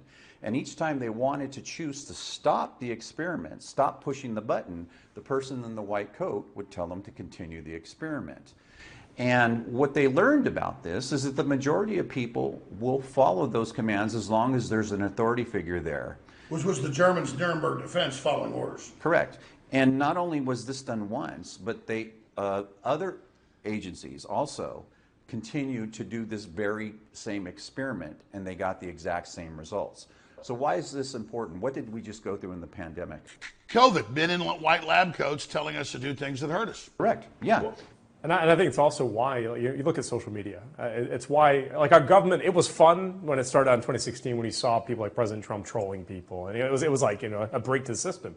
But have you ever wondered why the government now, like pretty much most officials, both on the left and the right, they kind of enable a lot of trolling, a lot of attacking, a lot of hounding. When someone's under attack, people think it's fun. They want to jump in. Training the public to hound us. Exactly. And is there not like an effect similar to what you're talking about? They're training the gang stalking mob mentality, mob psychology, which is also key to the CIA. They call it tribal manipulation is really what they actually call it. Exactly. The bottom line is tribalism. Yes. And the reason, what the philosophy behind that is that even though it may not be true, a lie, but if the tribe repeats this theme over and over again, or the lie becomes the truth, and it's called the law of repetition. Alex Jones peed on children's graves. Yes. Never happened, but... Yeah, and that's exactly what they're talking about. You're manipulating the tribal belief system, and then pretty soon it's perceived as truth. Social media obviously is having some sort of psychological manipulation on people. Yeah. What do you think the biggest impact it's having on people, other than the theft of your time? Tribal confusion. So I get to automatically, I don't have to hack your brain. I don't have to convince you of anything. All I have to do is tell you a whole shitload of people believe this one thing. And all that is, it may not get you to keel over right away, but it gets you to say, wow, it's starting to become a pretty popular idea. I'm going to start to entertain, and might start entertaining that. So technology has outpaced our brain's ability to adapt, period. We cannot adapt. Our brains haven't changed in 200,000 years. If I can trick the mammal part of your brain that doesn't even speak English, so all I have to do is get the human part of your brain to translate what I'm seeing, what you're seeing on the phone, into an image in your mammalian brain, and think that it's brand new, something weird that haven't seen before. Does that sound familiar on social media? Sure. Weird, unusual. Oh yeah. Novelty generates focus. Then there's an authority, because you're thinking a lot. This thing has 97,000 likes in the last hour or whatever. Authority. Tribe is there. It's built into the likes. And then a lot of bots in the comments that agree with it. And yeah. Chime in and. Yeah. Can't believe he's doing this. What a narcissist. All that kind of stuff. Yeah. He calls it emotional cycling. And once you spot it, you can't unsee it. Rage clip about politics? Swipe. A video of someone healing from trauma? Swipe. A luxury car and a link to a masterclass? Swipe. A breakup story? Swipe. The cycle repeats. Each emotion spikes your brain chemistry, then drops it. You're not just watching content, you're being rewired by it. In short, the more emotionally scrambled you are, the more programmable you become. This is the Alice in Wonderland technique, at scale. These platforms don't just confuse you with nonsense language, they do it with algorithmic chaos. You're pushed from fear to hope to loneliness to desire in under 60 seconds, and then you're sold a fix. What looks like entertainment is behavioral warfare. Well, and that example, think about it. Remember that infamous, I mean, he was a jerk for doing it, but it was that Twitter space. You got to be on there, and then Elon Musk, like, the first thing he said, oh, well, weren't you that guy, right? Who was the person that told Elon Musk that? That's the intelligence agent. That's how the intelligence agencies, that's how the CIA, that's how MI6 seed this propaganda. They're the handlers who give the background on someone. And then, of course, useful idiots like Elon Musk will repeat it on a huge platform like that. And then you have to spend all this time refuting it. But wasn't it, I think it was Harrison, he dated that back. And it was right after that that some of the huge attacks through the Sandy Hook, stuff started going into the courtroom, right? It wasn't Musk yet. It was Jack Dorsey. Jack Dorsey, yeah. Yeah, Twitter at the time, yeah. Yeah. Well, I mean, it was Lester Holt, because I wasn't banned with Sandy Hook. Harrison, we could actually put this clip in here. So my guys are editing this discussion. It's great to tape. I'm usually live. We can add it in. He went and used Google search to show that I was never in the news about Sandy Hook from the time it happened to right before they sued me. It was all made up. I've never even really covered it. Go to Google, search Alex Jones, Sandy Hook, go to the News tab, go to Custom Date from January 1st, 2013, so that would have been 2 weeks after Sandy Hook occurred, to January 1st, 2016, and I searched Alex Jones, Sandy Hook. And what you'll find, there's just nothing. There's not a single headline or a single story about Alex Jones being related to Sandy Hook. Not a single one. But the interesting thing is, change the parameters from January 1st, 2016 to January 1st, 2020, suddenly there's thousands. And it just goes on and on and on. The first story relating Alex Jones to Sandy Hook was literally 1 week after the election in 2016. Sandy Hook truther Alex Jones says he got a nice thank you call from the president-elect. And then it was 1 day after that, daughter of Sandy Hook victim demands Donald Trump disown Alex Jones. I want to impress upon you what's actually behind this whole thing. They decided that a good attack vector on Donald Trump was to associate Alex Jones with Donald Trump and Alex Jones with Sandy Hook. For years and years, that was never a thing. It's all absurd, but that's just my personal view. They made me this guy, and then they said to Jack Dorsey, they said, Jones yesterday said kill reporters, murder everyone with guns. Are you for that? Notice they didn't play a clip. I said no such thing. I said nothing, didn't even say it. But I was banned for, they'd broken into Tucker Carlson's house and tried to attack his wife. And I said, if Antifa attacks your house, you've got to have your battle rifle ready to defend yourself. That turned into Alex Jones says, kill members of the press. Alex Jones says, kill Antifa. No, I said, defend yourself. But again, exactly, that's the big lie. And then they manufactured the authority figure. The authority figure there was Jack Dorsey. Like, no one had to fact check Jack Dorsey, but because he's a billionaire, because he's in charge of essentially a government-built propaganda platform, oh, this is a trusted voice. They didn't say, oh, Lester, show me the clip of him doing that. No, they just said, he said kill members of the press with a battle rifle. Well, I think... And by the way, search it yourselves. You'd think that'd be out there. It doesn't exist, folks. Yeah. Well, Project Mockingbird, what do we do? CIA funding the media. Yeah, and the media is part of the problem. And it's more so today than I think it's ever been in our history. There's been aspects of it utilized in the past, but now it is completely one system now. And the media, and that's why we played the clip yesterday, there's no denying that the media, these mega trillionaires, billionaires, like Meta, and other social platforms where they disseminate all of this tribalism mentality, and they know that it's effective. They have the statistics. They know what they're doing. And so now there's this predictive algorithm protocol that is taking away your ability to have your cognitive freedom. And that is the environment that we're dealing with. But being aware of it's the answer. I don't want you to get into that. But they also admit, because they've been using this too long, the general public doesn't trust what they say. So it's kind of a paradox, though. Yeah, it is. And really what we need to do in this awakening, you're absolutely right. And this is what I preach with regard to the AHI, the Havana Syndrome, the MK Ultra. It's all one complete system now. They started off in the early days of how do we infiltrate the human mind and how do we manipulate behavior. They really downplayed on the effectiveness of hypnosis, whatever you want to call it. A lot of people, look at Hollywood, really it's not putting people into a suggestible state. Everyone using electromagnetics, chemicals, or hypnosis. They admit the general public is in a close to sleep state now. A beta mind wave, right? Correct, yeah. So the first step was actually to like discombobulate and confuse them. And then at that point, so it's like a brand new mind, they can introduce anything and it's going to be more easily taken. Correct. Yeah, you altered anyone's states, and you know right now the biggest tool is fear. When you look at the news today, everything is about fear. They want to keep the majority of the populations in these altered states. And they even try to take the power away, because about a year into COVID, the British, the Canadians, the U.S., the Germans, they all said, our military ran this and terrorized you to take the shot for your own good. This was a psyop, but the shot's good, which was a lie. But they even admitted to even take that power from you.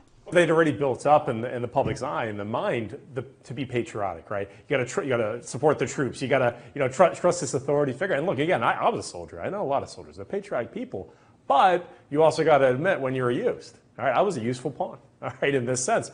But the COVID era showed that you could put people in a suggestible state, control what they're consuming. The information, everybody was glued to these devices. But it backfired, because they said, oh, we're going to lock them in their houses, brainwash them, but instead they got all our shows. And they admit it backfired. I mean, did you talk to that, or did it backfire? I think you're 100% correct. I mean, you dominated. You couldn't turn on X or YouTube or any of these other platforms without seeing, again, your very truthful take on what we should do. Well, not just me, but all the doctors and scientists. And Joe Rogan woke up. And yeah. I had about 10 neighbors that said during the pandemic time, oh, Alex Jones, that they woke up during that time. Well, because you were one of the first to cover social distancing. That term, you read a lot of the biowarfare manuals, and you going back to some of the documentaries you did in the early 2000s, that work was what we referenced. I remember when I was researching this. What was powerful was, and the people that posted to make it viral were smart, which is weird how the public's mind works. They don't want to be given all the documentation. They want to be told it esoterically. So they had me like in 2010 going, we'll be 6 feet apart, everything will be closed down, except the topless bars in Walmart, and then they're going to try to give you a shot that raises your immune system. Everybody goes, this guy's a prophet, or he's... No, it was in the BioShield government $4 billion program they passed or whatever in 2020, or in 2004, and it was in the Operation Lockstep 2010, and in my full reports, I was showing all that, but it's like with the gay frogs. I do like an hour on atrazine reports, studies, universities, and I go, don't turn the frogs gay, they only show that clip. But the point was, then people said, oh my God, how did he know all this? With just like a 30-second clip of me saying, you'll be locked down 6 feet apart, got to wear a mask. I go, how does he know this? I was reading their own manuals, to which to me is even more powerful, but the clippers were like, no, make it esoteric, it's even bigger, which was true. We're talking billions of views of that. People were like, how do you know that? I'm like, because it's the Operation Lockstep. Well, and part of this is, it's like the Delphi technique reversed, because one part, there is like a lesser magic involved, but they really do believe, right, that they have to tell us what they're going to do. They'll put it so, overtly into a manual. But they always cut out where I give the evidence. They just show me saying it. Right. Like it's voodoo. I don't understand this. I mean, there's some weird rule or something. Go ahead. No. Jesse, what do you think this is? Because I'm taking the thunder away. Like, Tucker Carlson said, how did you predict 9/11? And I'm like, they had an X-Files episode where they fly a hijacked jet at the World Trade Center to blame it on Afghanistan. And he goes, oh, I thought you were a prophet. And I said, but I went, well. No, I just watched X-Files. But I went further. I said, I didn't watch X-Files then. I learned a year later that I'd done that, but it was in the ether. And I saw them saying bin Laden's going to attack, give up your liberty. They'd already attacked the World Trade Center before. I interviewed Ahmad Salam, the CIA asset. They told him build a fake bomb, then a real bomb. He recorded them saying that. So I said, actually, I didn't see the X-Files, but it shows. How did I know? How did they know? And I talked to Chris Carter. The CIA came to them and said, about a year before 9/11, make this show. They produced it, aired it in April, months before. And he goes, why do you think they did it, Alex? See, why would they predict a program? Why would the CIA say a rogue CIA hijacks a jumbo jet to fly to the World Trade Center to then go invade Afghanistan? Well, what is the point of that? Well, it's evidence of premeditation. I mean, look, we looked just even recently. No, I know, but why do they do that? Well, ultimately it's about power and control. So it's letting those that are awake know, see what we did? Yeah, it's always about power and control. Follow where the money goes, and that's going to give you your answer. And, you know, unfortunately, the United States is a military-industrial complex. This is how it thrives. This is how it continues its growth. This is how it continues its influence. And from a global perspective, and I feel kind of awkward in saying this because I am a patriot. Patriotism is part of the manipulation, but ultimately we're doing what Nazi Germany was doing. We're basically trying to control the entire globe and institute our belief systems and sometimes force them down people's throats. And that's where we're headed. But now it's even bigger than that because they mastered the outflight influence. They mastered how to manipulate mass populations. And now the pandemic was the internal system that completed it all. When you are able to completely control biometrics, biochemical responses, emotional responses through just frequency emissions. I have a spectrum analyzer right here. You know, we're always being bombarded with frequencies. In fact, one of the frequencies that we're detecting right now happens to be from Homeland Security, which I found quite interesting. When you walked into the room, it popped up. Which means it's my phone. Oh my! Well, yeah, they would be. I guess they would be spying on you, wouldn't they? Yes.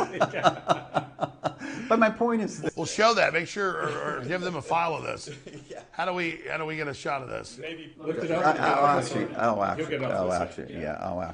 interrupt it a little bit. Yeah. This frequency right here. This frequency right here. What I'm going to do is I'm going to. We're going to identify it? Yeah. Well, I noticed it as soon as Alex came in. That frequency right there. Right there. Yeah. It's at minus 48 dB, but actually it got up to actually minus 28 dB when Alex walked in, so I knew it had to do something with Alex. So you learn what frequencies are associated with what agencies? Yeah, I've been doing it for 20 years. Well, it's well known that certain, like the police use this, the feds use that. Yeah, correct. Yeah, so you're able to see. So what will be the main vector? My cell phone? I don't think it's your cell phone. Your cell phone would be a different. I think it's chips in me. Yeah. You know, that's always a possibility. I didn't even think about that. But no, my sense is no, this is an RF signal that's satellite based. This does cross over into the RFID sector too. So they know we're off the cell phone's regulation and have other stuff that angles or correct. Like stingrays or. Well, you don't need that anymore. You don't need. Remember, we learned with the ghost murmur. They can track anyone they want on this planet, no matter where you're at all times. So if you're able to track them, and then you wanted to, in the Havana syndrome, for example, direct a beam at someone, all you have to know is the coordinates to send the beam. It's very simple, very easy to do. So they just track a number, everybody, have AI watch them, and then it's like if there's a problem, just bzzz. Isn't that what happens with the MK Ultra phenomena? Because it doesn't rely on the person having a phone or device on them, and it finds them, and they're in crowds all the time, but they're the ones dealing with the phenomena of either V2K or if they're being buffeted or attacked in some way, no one else is dealing. So it's already a kind of a field. Is it a field type of weapon or a direct energy weapon or a mixture of both? So when you use MK Ultra and the Havana syndrome, they're two separate issues. Yeah, they're two separate issues. The MK Ultra is about the experimentation. Not just one known project. Of the 150 sub-projects that we know about. It's turning out during the hearings they believe there may be even more than that. But the Havana syndrome is just the completion of that. So the MK Ultra, we can say that was the outside perspective on how we learned how to control and manipulate the human neurosystem, physiology, everything.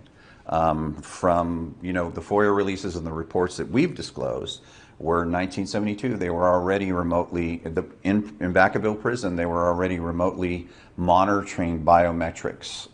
And what it disclosed in that report, which was distributed by our U.S. Congress, because they were looking at ways to manipulate behavior modification. And prisoners, unfortunately, were some of the guinea pigs that they were using in the early days. But it said also to remotely read your thoughts back in 1972-74. Actually, the report was released in 1974. So if they were already able to read your thoughts remotely in 1974. Did they have to implant for that, or could they just read their thoughts? They were implanting them then, okay? But where we are today, you're now able to utilize massive computing systems. We want to call it AI, quantum computing, or these huge. That's this question. What the giant data centers are not so we can make AI memes. I mean, these are giant NSA data centers called, AI centers, and they're saying, oh, they get unlimited energy. They get 100 times what humans get. They can do toxic waste. They're above the law. What are they really about? We are at a crossroads with the survival of the human species. And the people that have all the resources and all have spelled that out very clearly to us. And the things that they are putting inside of our body to complete that mission, you got to get out. The fact of the matter is, zeolite, which is one of the main ingredients of Masterpiece, has been proven in all ways to remove every toxin that it's looked at grabbing. It performs, that's why it's called the master binder. But yours is different. It's completely different. Because it doesn't just pull stuff, it brings in the key sea minerals. Yes, absolutely. So any way that you would actually test Masterpiece out, which would be like its pH, its molecular composition, its molecular ratio, if it's isotonic and whatnot, it is identical to blood plasma. You're talking about marine plasma, sea plasma, minerals. It is the same molecular composition as your blood profile. And so why does that matter? Blood is life. When you are grabbing the problem with our bodies with the toxins in there, which is disrupting how our bodies perform on every level, it's literally made our bodies mineral deficient. Toxins take the place of minerals. So when the Masterpiece is carrying in minerals, when it takes a toxin, it's giving the perfect minerals right there at that time. That's why everyone that looks at the testing, whether it's our hair tissue mineral analysis practitioners, our blood testers, which we've done 3 different independent third-party labs doing different blood testing, they've never seen results like this. Yeah, so regular zeolite just pulls out bad stuff. It doesn't replace it. This is zeolite with a good thing, pulls out bad, it goes bloop, good. Yeah. Our bodies are magical if you get the poisons out. Well, collecting all of this massive data. I actually work with a gentleman who's on my team. We develop security software techniques, and he had a lawsuit recently against a large corporation where he discovered that they were collecting massive amounts of data in the petabytes, not just terabytes anymore. And he noticed that the data was disappearing and he didn't know where it was going. And then so when he researched it, he found out it was going to these massive data centers. And what he discovered, that they were collecting data from people's vehicles. If you have a smart vehicle or any electronic... This is all the new cars by law. Correct. Have hidden cameras, kill switches. People are upset about flock cameras. They should be. That's just the tip of the iceberg. Well, because there's an individual digital footprint with each one. You actually can identify an individual. This isn't even new in the sense of if you have their car information, you know this. They've rented this car. They connect their phone to it. They use it to listen to certain kind of music. If you do something inside that car for an hour, they now know that's you. That's your profile. This is Edward renting this car in Austin. This is Edward entering this McDonald's. This is Edward traveling to England to meet with a whistleblower. Right? That footprint now, and especially because of the data centers, I think the data centers allowed them to, with speed, get this intelligence now. That's one of the big differences. And they're meant to run the self-driving cars, the robots, it's all that. Yeah, well, his position was if there ever was a national security issue, that this was it. And the reason he said this, he goes, Jess, they were collecting people's heart rhythms, their blink patterns, where they were looking. He says they were collecting all this massive amount of data and without consent. And then he was saying they even had the capabilities to read and write to computer systems and erase computer systems in these vehicles. And they were keeping all this information. So he eventually became a whistleblower, and then they terminated him, and that's what brought him forward to institute this lawsuit. But my point is this, this is now a complete... He was saying complete. No, we're out of beta. We're at the master plan. The surveillance grid is in place. The smart meters, everything's spying on us. Where do they want to take us? What's the end game? Well, the end game now is that it's about complete control. We always talked about that. But it's also about depopulation. It's also about, we need to thin the herd. Okay, and how do we accomplish that? That's one aspect of it, complete control. But if we know that we are manipulating this planet, and our protection, our force field around the globe is depleting, and it's becoming like Swiss cheese, and it's happening at an accelerated rate. Where you have radiation coming in to our planet that hadn't been affected before. Now you put up 4G, 5G, 6G towers. According to Dr. Cruz, you're accelerating synergistically that deterioration process. I was about to say, we know the atmosphere has issues, and the studies, everything they do accelerates it. So what are they doing? What's the point of that? Yeah, well... So the Earth's atmosphere is being purposely destroyed. That's the headline. We should start with that. Beyond mind control, beyond flock cameras, why are they trying to destroy the atmosphere? Why are they trying to collapse the atmosphere? Yeah. For a new species, silicon. All the globalist writings say by 2047, humans are obsolete, everything's silicon, you must become cyborg, you're obsolete. This is like an alien takeover. And I don't even go there from writings or anybody. I look at it as like a general, and I go, what is this? It's all anti-human, anti-carbon. We're told carbon's evil, and then everything to do with the atmosphere is get rid of it, so it's nothing but sun, and they're here. Sounds like an alien takeover of silicon life forms. Yeah, well, and they're bombarding us with shots that grow it in us to make us an interface to like upload our data like childhood's end. Sorry. Yeah, well, in scientific neurology, what you just described, they have the complete diagram about by 2050, it starts off at human in the earlier years, but by 2050 it says cyborg. That's what the human species. Oh, I've got like NBC headline, by 2047, no humans left, only cyborgs. Well, and I think a lot of it too, it's Satan's revenge. It's Satan, he wants to emulate what God did. He never will be able to. He lost. He lost the day that Jesus beat the death at the cross. And the point of this is that Satan... And he created a way where we give up our humanity. Go ahead. Exactly. To try to first of all, to try to convince humanity that we would be a different species. I think that... No, you are God. No, you'll never die. You're an expert on this. I'm going to shut up. Go ahead. Explain it. No, but here's the thing. I go right to the end. Yeah. I didn't read this in any book. My gut picks it up. This is an anti-carbon, they admit, anti-human rewrite of our universe and burn out the atmosphere so it's nothing but solar panels, and like the Johnny Depp movie where he becomes the AI and becomes a powder and enters all of us and we're one. That's childhood's end, who was one of their top illuminists, Arthur C. Clarke. Start over. This is what they're doing. Yeah, I think what we say is we know what they're doing. It's a post-carbon world. They're going to kill the dolphins. They're going to kill the puppy dogs. They're going to kill the prairie dogs. They're going to kill you. This is an anti-carbon operation. Go ahead.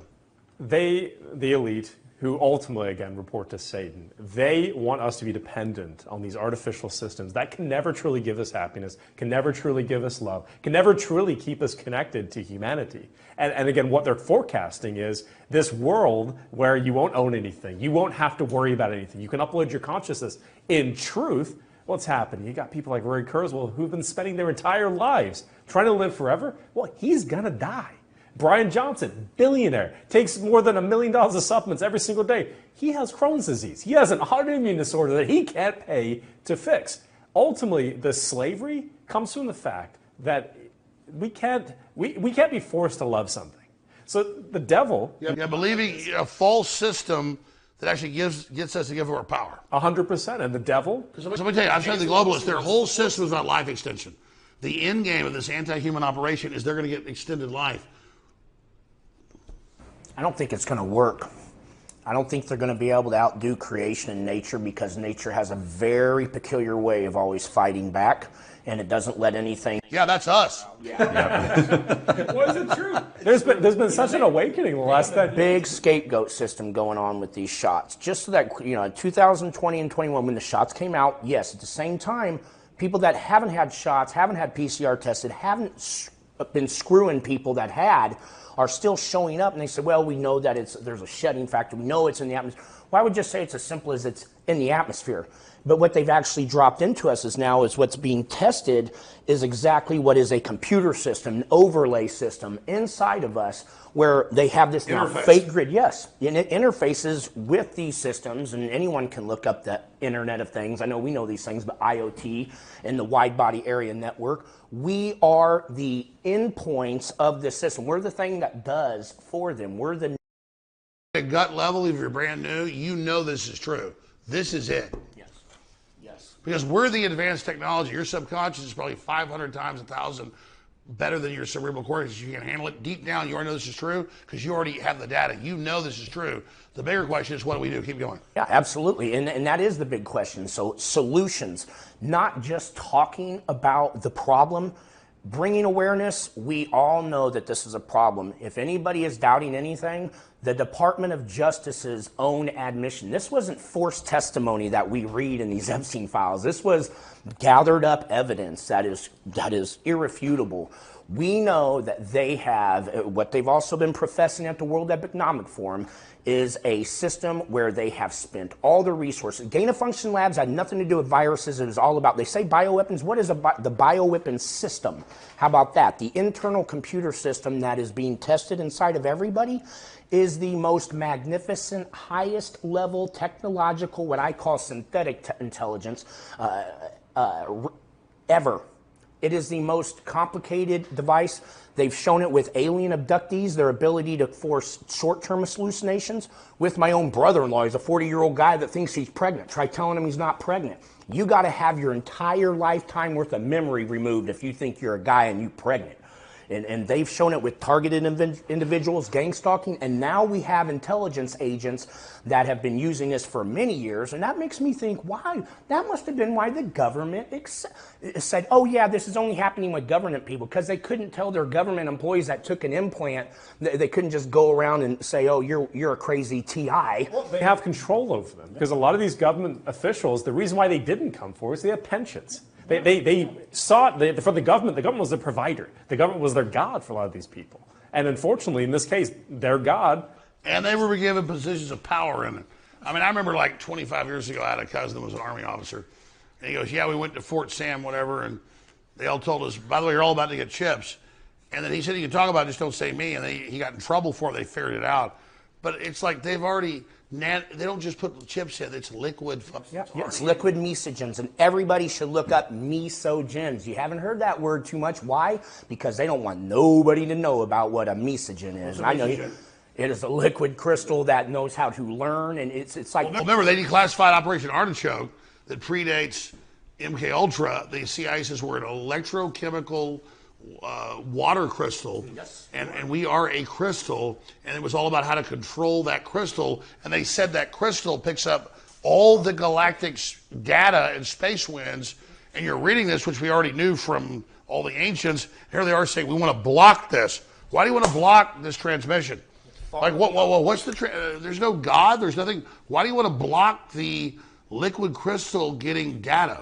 What are they so scared of? I think, obviously, and Jesse, what we talked about is pretty sensible on the scientific end. From the religious side, I think, again, this is the Holy Spirit. It's a connection to our Creator. The living water. But the point is, we are an electrochemical crystal. Yes. And the CIA is obsessed with it. That's a perfect definition. So what are we, and why is the CIA in the 50s obsessed with this being an electrochemical crystal? Understanding why how a liquid mesogen works and a liquid crystal works means they then know how to understand how they could possibly... Because we are in a liquid crystal. And it's a lot then the crystal cracked. Yes. We are the liquid crystal. So what is our DNA is a liquid crystal? What does that mean? By the way, you talk about this yesterday. How much data can DNA hold? Way more than any of the most advanced chip. Yeah, we're way beyond petabytes. It's pretty limitless. Because it's fractal. It's within. And we're pedophiles now. Yeah. It's unlimited. I mean, we are the AI of God. Yes, we're the most highest form of technological equipment in the. Like we're babies. We just spit out this AI. That's like finger painting in a 2-year-old. And we're like, oh, it's God. It's God. It's unlimited. No, think about it. We're God's AI, folks. Well, you asked, why, and I can probably simplify this. Is that if you can interrupt that frequency, God's frequency, and get someone to do something that's against their moral compass, then you essentially have defeated God, is what they believe. Okay. They're capturing God's territory. Is that why they're so against like the third eye blind stuff? Is that why they wanted to disconnect them? In 1972, the CIA already figured out, after the Milgram experiment, they figured out that they can literally get someone and convince them to kill someone within 45 minutes. Okay. You can hypnotize people to do it. Yeah. We can create Manchurian candidates. That for many years they said no, that was false. But there have been other hypnotists such as myself that have been able to go out and demonstrate that this is very easily done, and the person will commit a pseudo assassination because they weren't given real lethal weapons, but they carried it out and it was videotaped, and they didn't remember doing it. And using techniques like anchors and triggers, which I've talked about in previous shows. Basically, an anchor is basically establishing a state, either to an object, whether it be a cell phone, a handkerchief, a sound, a movement, and then the catcher in the rye. Correct. And once you establish that anchor, that's the anchor. I'm told. Like, why are so many known assassins of all these famous people catcher in the rye? I can explain this concept. Yeah. So once that anchor is established, then I use it as a trigger. It's no different than pulling the trigger on a firearm. The person who's established that anchor has basically become that firearm, but they're going to get away with the murder because all I have to do is maybe tug on my ear, and now it's triggered. Then the Manchurian candidate, or the person who has been programmed, will initiate that behavior that's been programmed into them. And all of the time, if you're doing this according to the playbook, they will commit that assassination and they will forget everything about it. Well, that's like Surian. This is all mainline in court. I'm sure you know. Tell the story. He has a woman polka dot dress. They give him like halcyon drugs.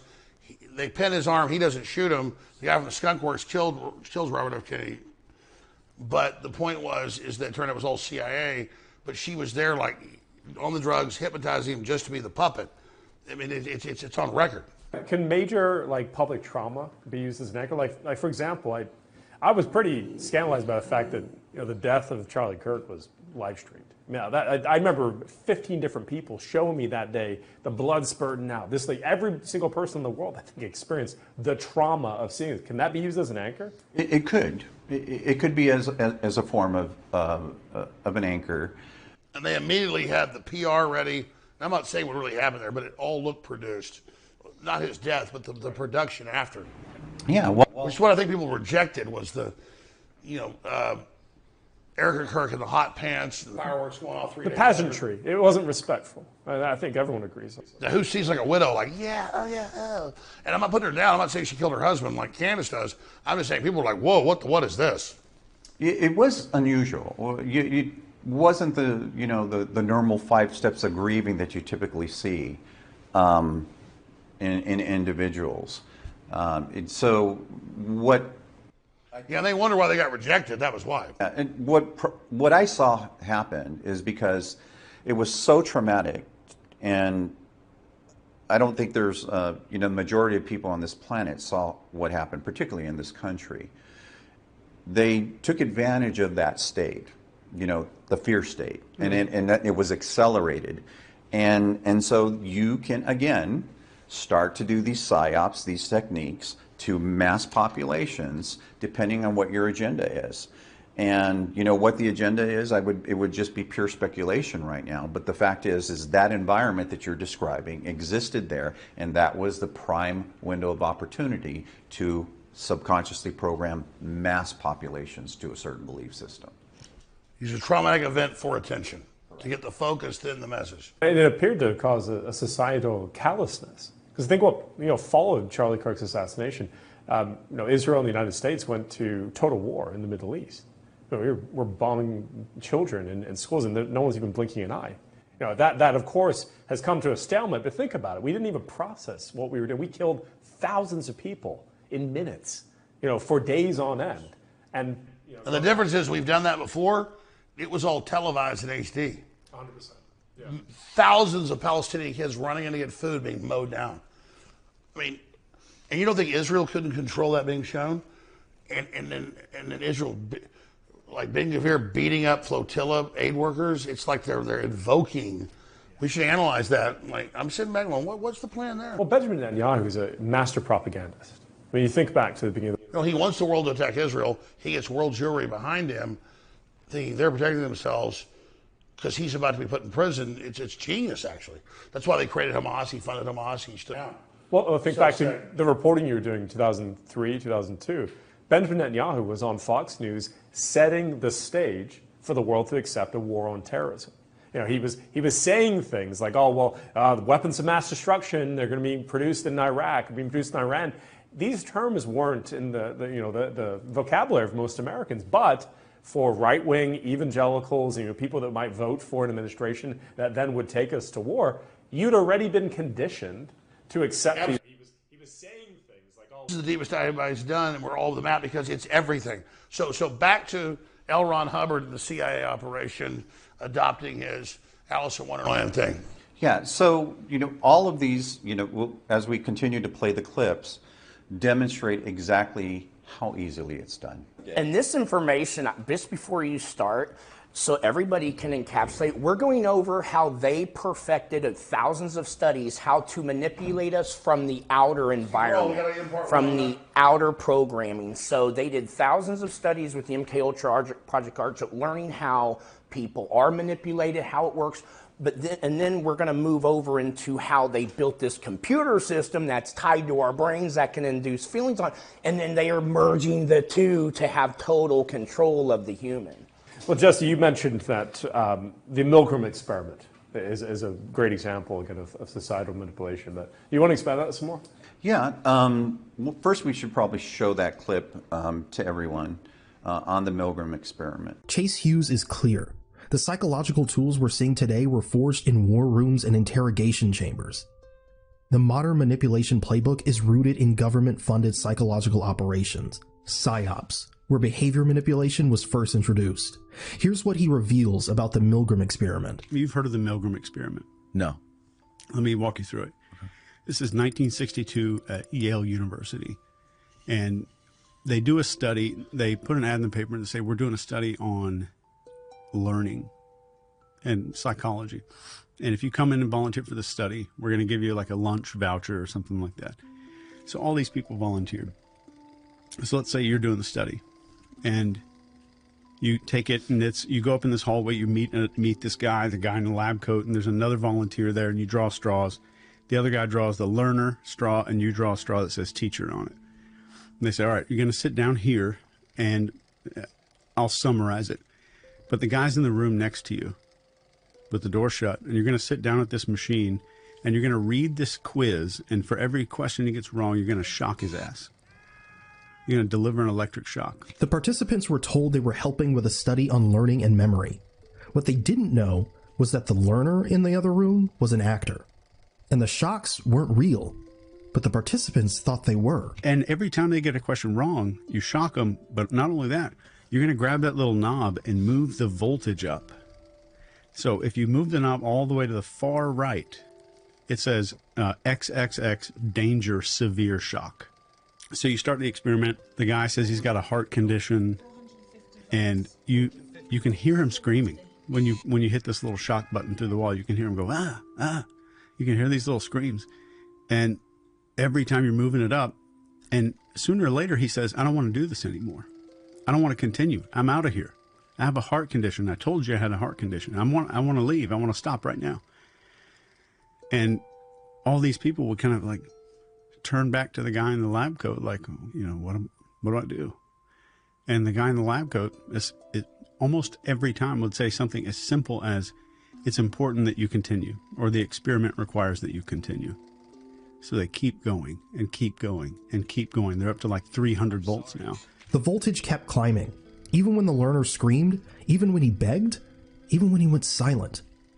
By the end, 100% of participants went up to 250 volts. 67% went all the way to the maximum, labeled XXX, danger, severe shock, just because a man in a lab coat told them to. Another replication of the study in 2010 by Dr. Jerry Berger, published in American Psychologist, showed almost the exact same numbers. Different year, same results, same obedience. This is what Chase keeps warning about. You don't need drugs, you don't need torture, you don't even need to raise your voice. If you combine novelty, confusion, and perceived authority, you could get full compliance. No hypnosis required. Just a clean room, a uniform, and the right script. The scariest part of the Milgram study isn't what people did back then. It's that nothing's changed. And now the lab coat could just look like an influencer with a verified checkmark. If I can get you to think that most of your tribal members agree to X, then most people, like 90% of people, will say, okay, X is true. Well, especially with social media, right? Scroll, swipe, pause. What's interesting about Mr. Chase, he's a phenomenal expert on human behavior, how to tell whether someone's telling the truth, and how 93% of communication is basically through our body language. Strangely enough, people probably don't know this, or some may, that language is only a very, very small part of how we communicate. It's roughly 7%. But he then goes into, we talked about the tribal mentality and tribal manipulation and how that's done. And I'm sure we'll embed that clip in there because we sort of jumped all over the place here. But he explains the power of groupthink in the social media context, which I addressed.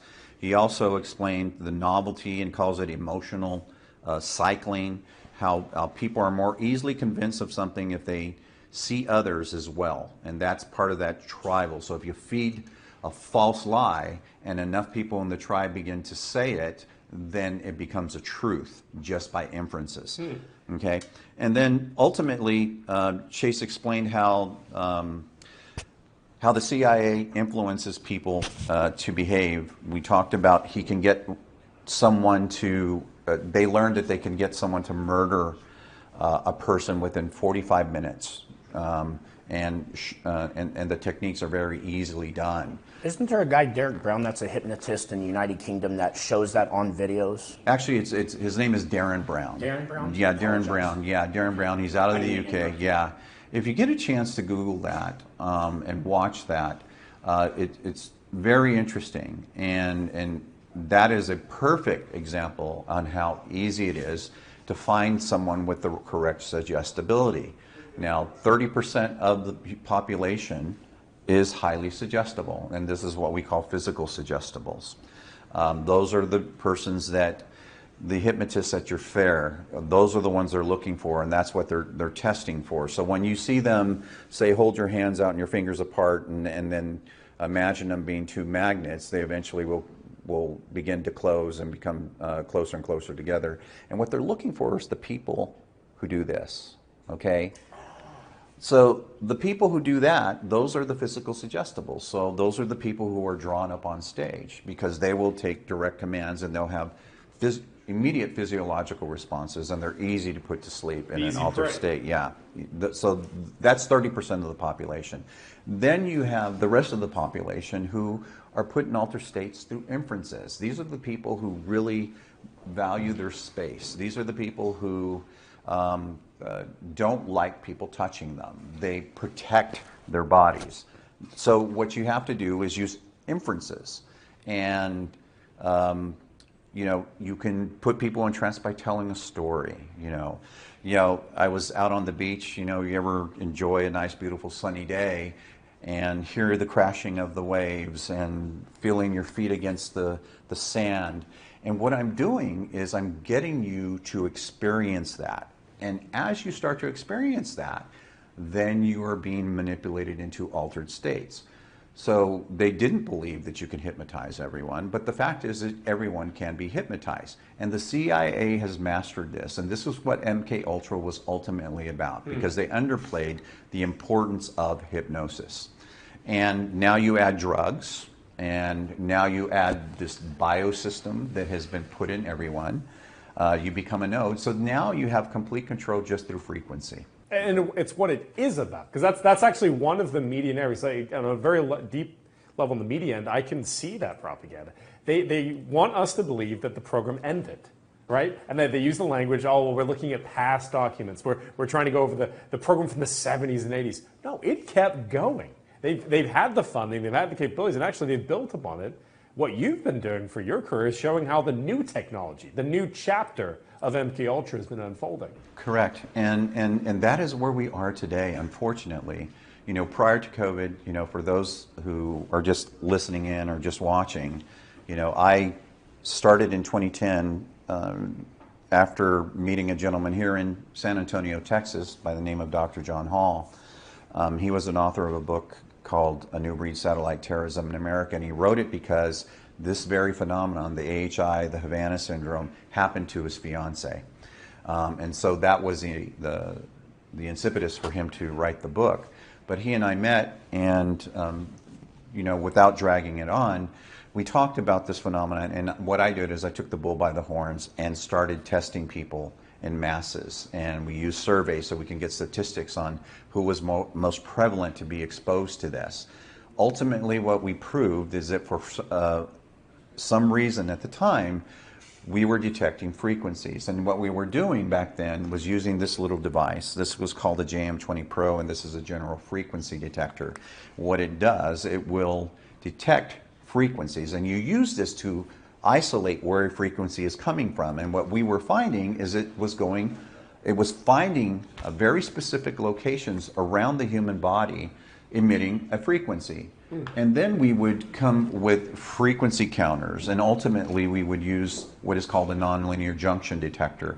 This is when you've seen that segment where I'm scanning Alex and Sean Johnson, this is what we were detecting. And just for demonstration purposes, I'll show you here in a second what that does.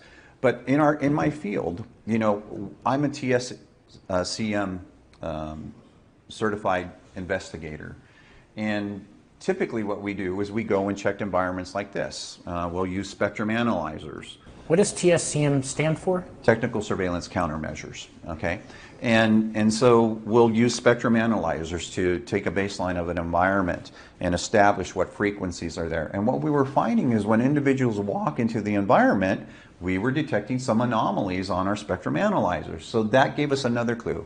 Ultimately, what our hypothesis began to develop is that there's something internal in these people, that they are unique, and that was the reason that they were receiving these signals, because they were being tracked, they were able to have the signal transmission to them. Ultimately, it developed into surgically removing non-consensually implanted biosensors. Okay, that was really where my next journey began to accelerate. As we continued to do the testing and finding people from all over the world, including government agencies who were inviting me over to test their employees and diplomats.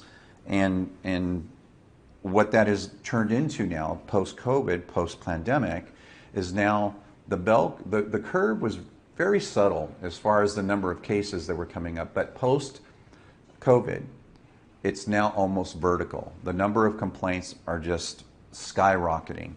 There are some agencies that I was just investigating that are getting as many as 1,000 complaints a week. These are law firms of individuals that are coming forward and saying that they're having this Havana syndrome phenomenon. But ultimately, what we ended up proving is that what was happening, so that everyone watching will understand what this little device is. This is a cell phone, okay? Whether it's on or off, you see right there, probability, silicon, okay? We started testing around people's bodies at the same areas that we were detecting the frequencies with the general frequency detector. And what was it doing? Just imagine this being a person. It was saying probability, silicon. Yeah, they were lighting up like Christmas trees. As if they're a phone, a computer, a laptop, the same, wow. Yeah, and what this is designed to do is to find semiconductors, okay? In my field, we use various pieces of equipment in order to isolate and find compromised environments, whether it be an implanted device, a mic, a bug, a video recorder, and whether it's cellular, Wi-Fi, Bluetooth. These techniques allow us to find these devices, and that's typically what I do.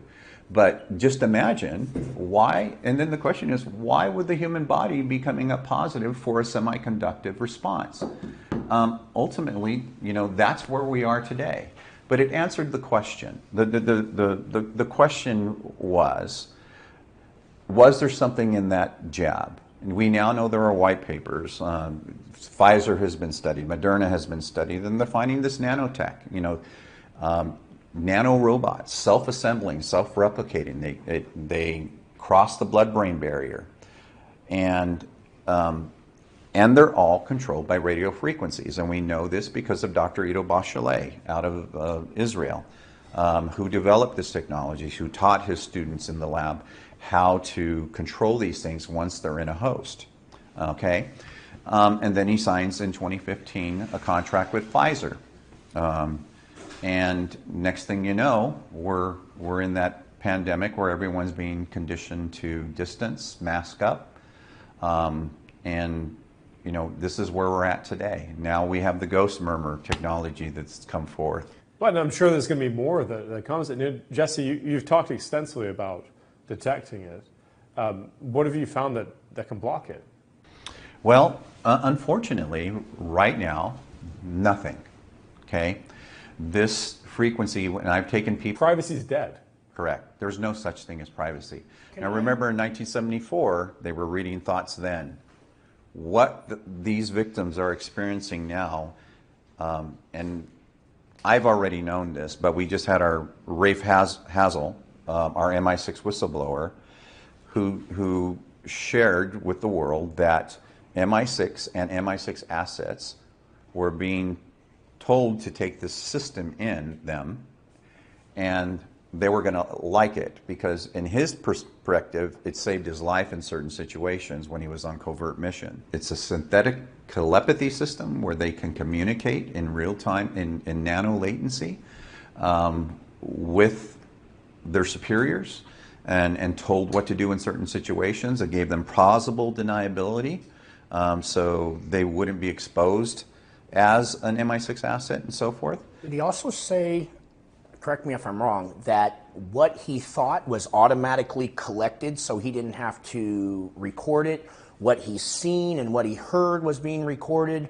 That means that internal system does all that for him. Why wouldn't it be able to do that for everybody? And if everybody didn't know they have this system, they're walking around recording everything for a data center. That really brings the whole story to full circle. What he said, it was cognitively intrusive.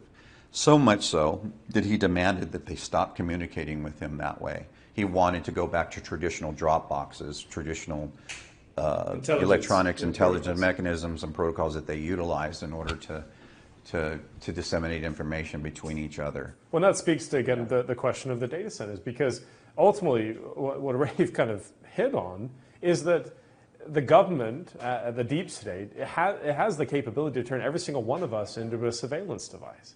Not our cell phones, us. And what are they doing? They're trying to store that surveillance information. That's exactly what's happening, because you need massive computer systems in order to store that much data.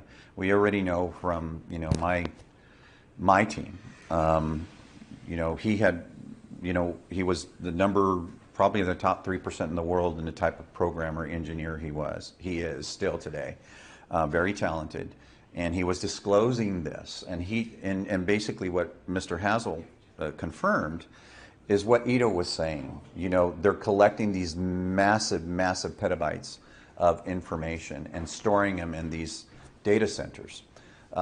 Ultimately, he said, if you got out of line, it turned into a torture device, and then ultimately it could be lethal. That's what happened in the Maduro. And that's in the 1968 BBC News Vendors. Mm-hmm. Is they have a whole show with Donald Pleasance, like they're just throwing it in your face. Why do they do the predictive programming? Well, predictive programming, it's still about control, manipulation. If data is Silicon Valley's crack. The more data you have, the more ability. I always use this statement: knowledge is power. The more data you have, the more knowledge you have. We have to fight for our sovereignty. We have to fight to protect, again, what God gave us, which, our health is one of the biggest things. We're all at this point middle-aged. We're trying to have families. And I think with the transhumanist agenda, there's a little bit of a psyop afoot. Where, I've said that. But the other day when I had you guys coming on, I said, we're doing something about what we can take control of. And then the last few years, Joe Rogan, one time at dinner, goes, about 3 years ago, you're fat, you're your own enemy. He does that to guests. He was like Theo Vaughn, too. Get off that Prozac, you idiot. And people were mad at him. That's tough love Joe does.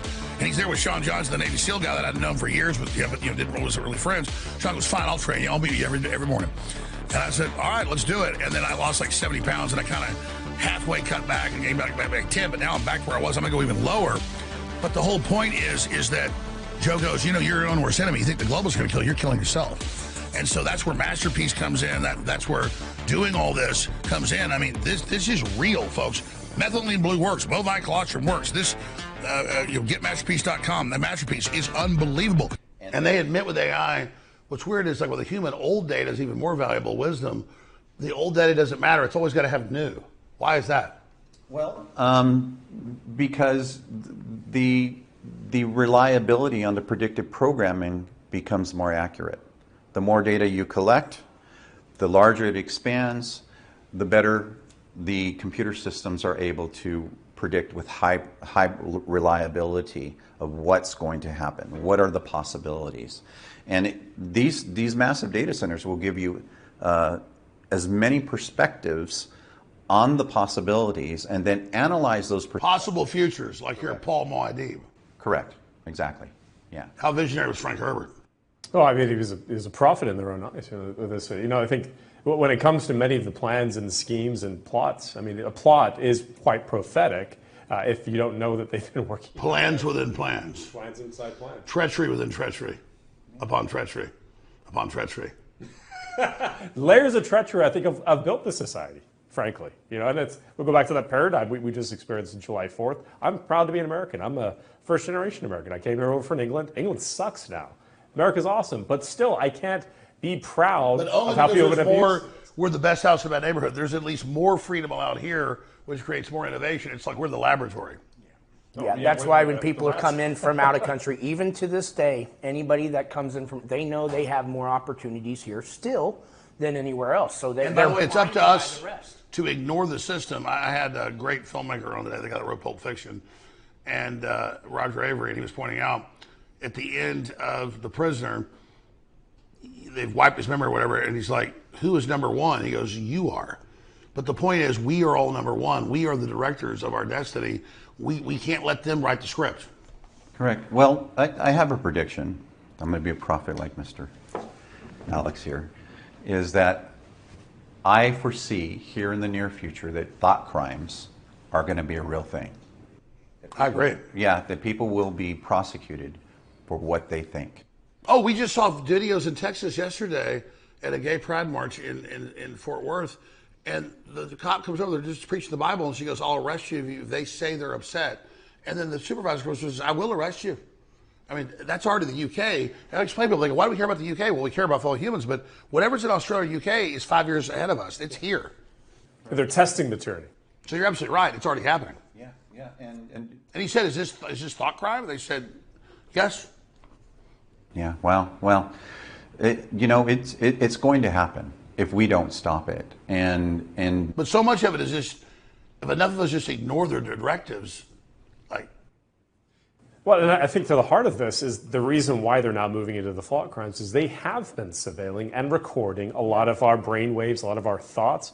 They've pierced the brain. We know this from Rafe. We know this from many whistleblowers. You asked us earlier about the data centers. The reason why there's been such a push for the data centers is they are illegally storing this surveilled data about your private life. They can't get Congress to pass enough for all the giant NSA bases. This is that. Oh, and that's why, again, they talk about not regulating AI. That stuff is hogwash. It's so that this activity does not get regulated. It's the biggest empowerment takeover from an intelligence apparatus since Babylon. Well, experimentation, as I've explained to everyone, is legal here in the United States on us without our consent currently. The metadata issue. So metadata is that stuff that we're transmitting over the airwaves. That is not illegal to collect, okay? So that is another loophole. So until we create some type of system or laws that prevent that metadata from being freely collected, which is ours. It's our information. It's our intellectual property. It's our intellectual property. We have to make that personal now. Correct. But worse than that, we have to defend that. You're right. That's the big fight. But they're already bringing in Internet ID, which is the social credit score, which is the vaccine passport, which is the central bank digital currency control system to ban us or control us. The Republicans are passing it to keep kids off porn. No, you control your kids. The left's pushing it for all their reasons. The Supreme Court just ruled today that Apple can demand your age and your identity for apps. That's done. So the Internet ID is here. So we have to fight that now. Yeah. And I mean, I agree. We need to say we own our metadata. That's a big fight. This is important. But the current fight we're losing is they're bringing in the Internet ID right now. You guys speak to that? Well, they're merging it. Prince Charles just came out with. He just said we need a national Internet ID. ID in order to make our governmental agencies, and don't hold me verbatim to this, but essentially he was making inferences in order to make the governmental agencies more efficient for the public. Now, let's be clear. They're already spying, already have it. They want to make it legal. And they want to act upon that information. I mean, look, in England, I know this happened. It wasn't just that people were banned and their visas were revoked. The government knew ahead of time what routes people would take into London. I'm talking about the recent anti-migration, anti-Muslim violence protests led by Tommy Robinson. Well, that's just like they grabbed everybody's data on J6. Yeah. Tourists visiting D.C. just to see the Smithsonian were arrested. Oh, 100%. And yeah, of course, it wasn't just those that peacefully assembled that day, but some of those people, like there was a couple that went back to Alaska after. The FBI came, kicked in the door, took a Constitution out of their house. How did they find them? Well, it's because every single cell phone, 300. And look, we found a Constitution. Yeah, that was the grand irony, right? They used it as toilet paper, but in this sense, we caught you with the law. The law we don't respect anymore. Oh, okay. We caught you with our law. You're evil. Oh man, like it's a crazy world, but certainly what's made it a little less crazy is again that understanding of what's happening, and that's why again your program, your platform has been so powerful. It's why again Jesse's research, his entire career has been for this time. What we just did here in the last few months with you guys is the deepest dive there is, because I watch everything, and that's what freaks me out. Is this is the skin level surface. Beltran, Zoll, Hazen, these guys can go for 20 hours. Like most people, I have trouble talking. These guys are obsessed with it just like I am. We could go for months or years because it's endless. This is hundreds of years of, back to Francis Galton in the 1850s, 140 years or 180 years, whatever it is, of this. And so we're not here telling you we have all the answers. We're simply studying this and trying to understand it. And by the way, the bad guys aren't in complete control yet. They think they're going operational, but they don't still have full control, and they themselves are whacked out and crazy.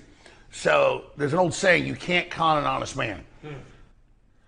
So just remember, we have a leg up that the people running this are twisted and have major problems and can't even differentiate reality themselves because they've given up on their innate human programming.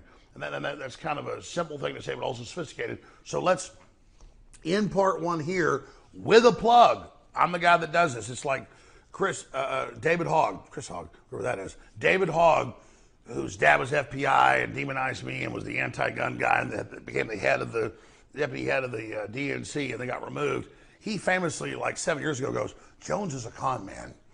He tells you there's atrazine and chemicals that make the frogs gay, which is great. I love gay frogs. Yeah, they just don't have kids and die. And he goes, and then he plugs water filters. It's a scam. No, I'm like, there's thousands of chemicals. Here's water filters we sell that are high rated that take it out. I'm openly selling you to fund me so I can expose more of this so that we can warn more people. But to a person that's not honest, it's like, where's the scam? Where's the scam? Here's all the studies. The water's contaminated. I've got the highest rated water filter. Buy it so I can fund my show and so I can warn more people. It's completely straight up symbiotic. I'm selling you something if you believe in this. Here's the ratings. It's the best. And so let's do a plug here at the end. Matt Hazen with Masterpiece, because I was doing research into mind control. I was doing research into toxic poisoning with nanotech. And I'm sitting there talking to my former Navy SEAL buddy that I met through Joe Rogan. Known him for like 5 years. We're really good friends the last two plus. Sean Johnson goes, well, I got a guy coming in I meet with next week for my podcast. This is like 8, 9, 10 months ago now, maybe more. And that's Jesse Beltran. So he comes in, we go hiking, we hang out. I met you a few months later. And I was like, because I already know a lot of this stuff. I'm like, well, this guy's right about that, right about this. Well, I've learned about this, check that out, that's true. He knows way more than I do, and I know a lot. It's great to know somebody knows more than you about a particular subject, because now you can like get that information and then give them the information you have. So yeah, we're selling you zeolites that I've promoted for 30 years, a no natural compound that detoxifies as a chelator that is very special, and then it finances warning everyone it's symbiotic. And so we can do this because it takes money to win a war. Then we sell you something that really works. Everything I sell at thealexwhisperer.com works. I want you to love it, get it, empower you. I want the good mojo, reap what you sow. But you are our outside sponsor at getmasterpiece.com. So as we end part one that just financed you coming to town, us doing this, all of it powers them, empowers us. Give us a pitch for Masterpiece. Spend 5 minutes on this because this is so important. And whatever they do, this is free to air. It belongs to all you. Share this article, share this report, share this video. We'll have articles out on this as well. And then before we do the pitch, which is so important to folks, bring a horse to water, can you make a drink?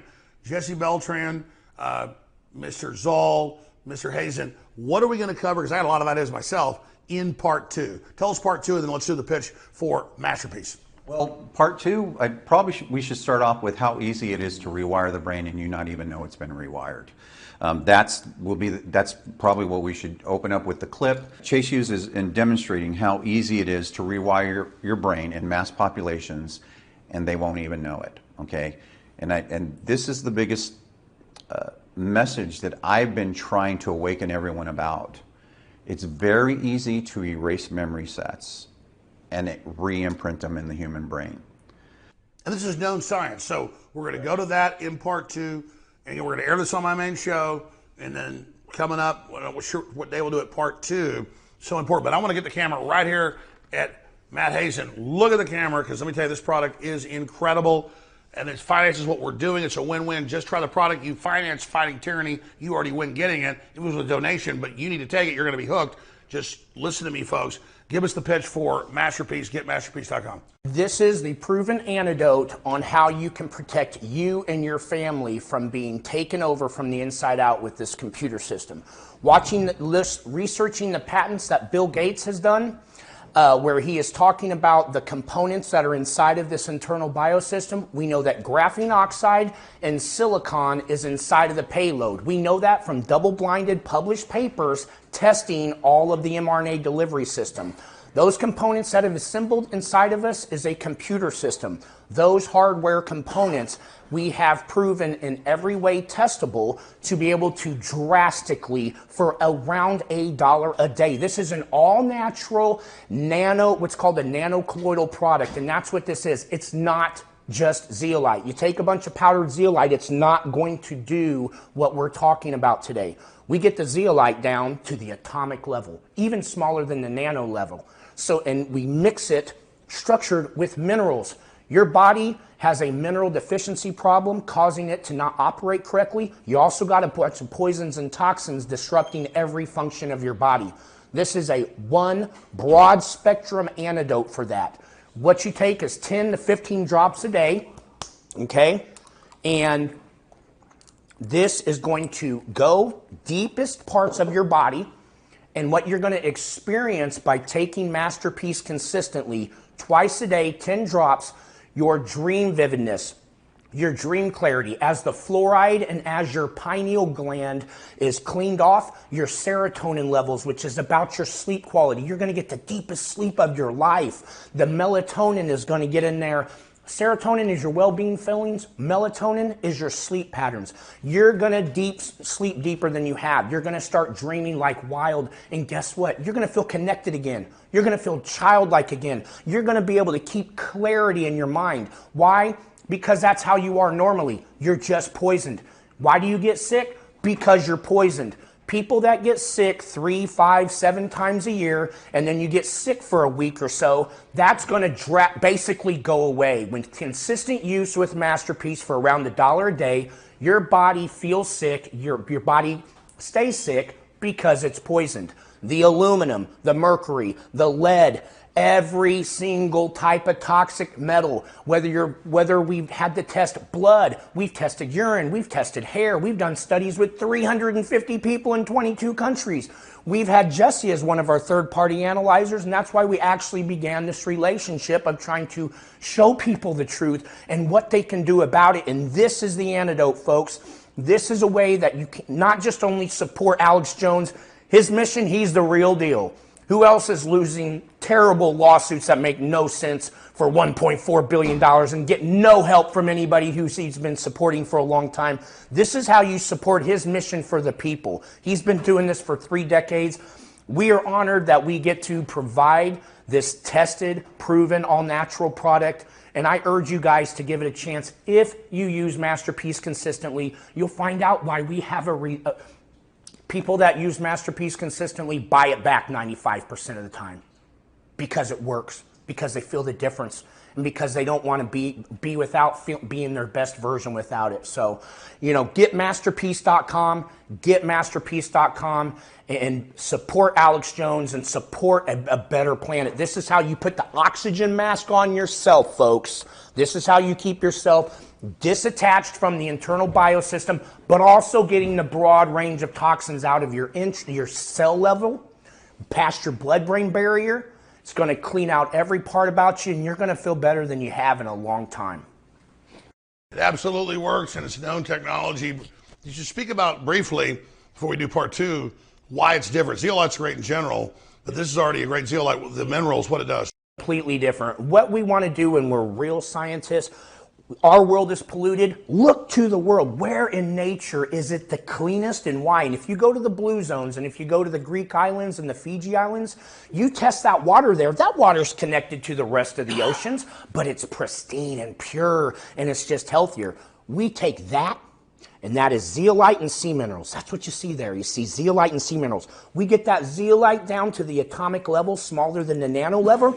We take the seawater, the sea mineral plasma water, which is the healthiest, and we dilute it down so it's identical to your blood plasma. And then we use a natural vortexing piezoelectric method to be able to structure it perfectly so it goes into your body and as gently as anything that's ever been made, but exponentially far more effective than anything's been made. It grabs out the toxins, replaces it with the minerals. You don't have to feel bad while your body heals and becomes its healing machine, and it becomes its ability to be able to operate normally. Get masterpiece.com, fighting the globalists, exposing the New World Order at point blank range. You want to fund a revolution? This is how we do it. We'll be right back, ladies and gentlemen, part number 2. Stay with us.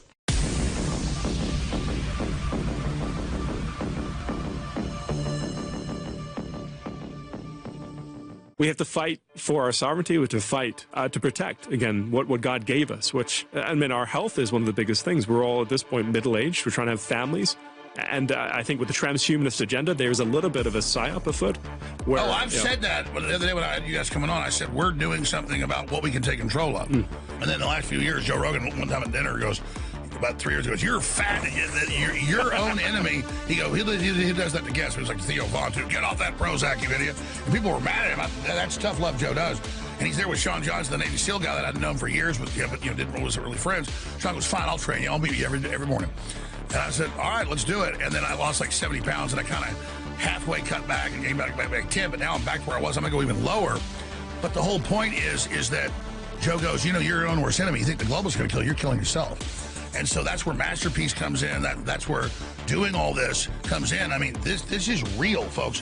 Methylene blue works. Bovine colostrum works. This, get Masterpiece.com. The Masterpiece is unbelievable. We are at a crossroads with the survival of the human species. And the people that have all the resources and all have spelled that out very clearly to us. And the things that they are putting inside of our body to complete that mission, you got to get out. The fact of the matter is, zeolite, which is one of the main ingredients of Masterpiece, has been proven in all ways to remove every toxin that it's looked at grabbing. It performs, that's why it's called the master binder. But yours is different. It's completely different. Because it doesn't just pull stuff, it brings in the key sea minerals. Yes, absolutely. So any way that you would actually test Masterpiece out, which would be like its pH, its molecular composition, its molecular ratio, if it's isotonic and whatnot, it is identical to blood plasma. You're talking about marine plasma, sea plasma, minerals. It is the same molecular composition as your blood profile. And so why does that matter? Blood is life. When you are grabbing the problem with our bodies with the toxins in there, which is disrupting how our bodies perform on every level, it's literally made our bodies mineral deficient. Toxins take the place of minerals. So when the Masterpiece is carrying in minerals, when it takes a toxin, it's giving the perfect minerals right there at that time. That's why everyone that looks at the testing, whether it's our hair tissue mineral analysis practitioners, our blood testers, which we've done 3 different independent third-party labs doing different blood testing, they've never seen results like this. Yeah, so regular zeolite just pulls out bad stuff. It doesn't replace it. This is zeolite with a good thing. Pulls out bad. It goes bloop, good. Yeah. Our bodies are magical if you get the poisons out.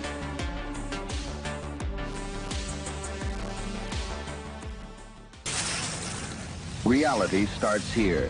AlexJonesLive.com.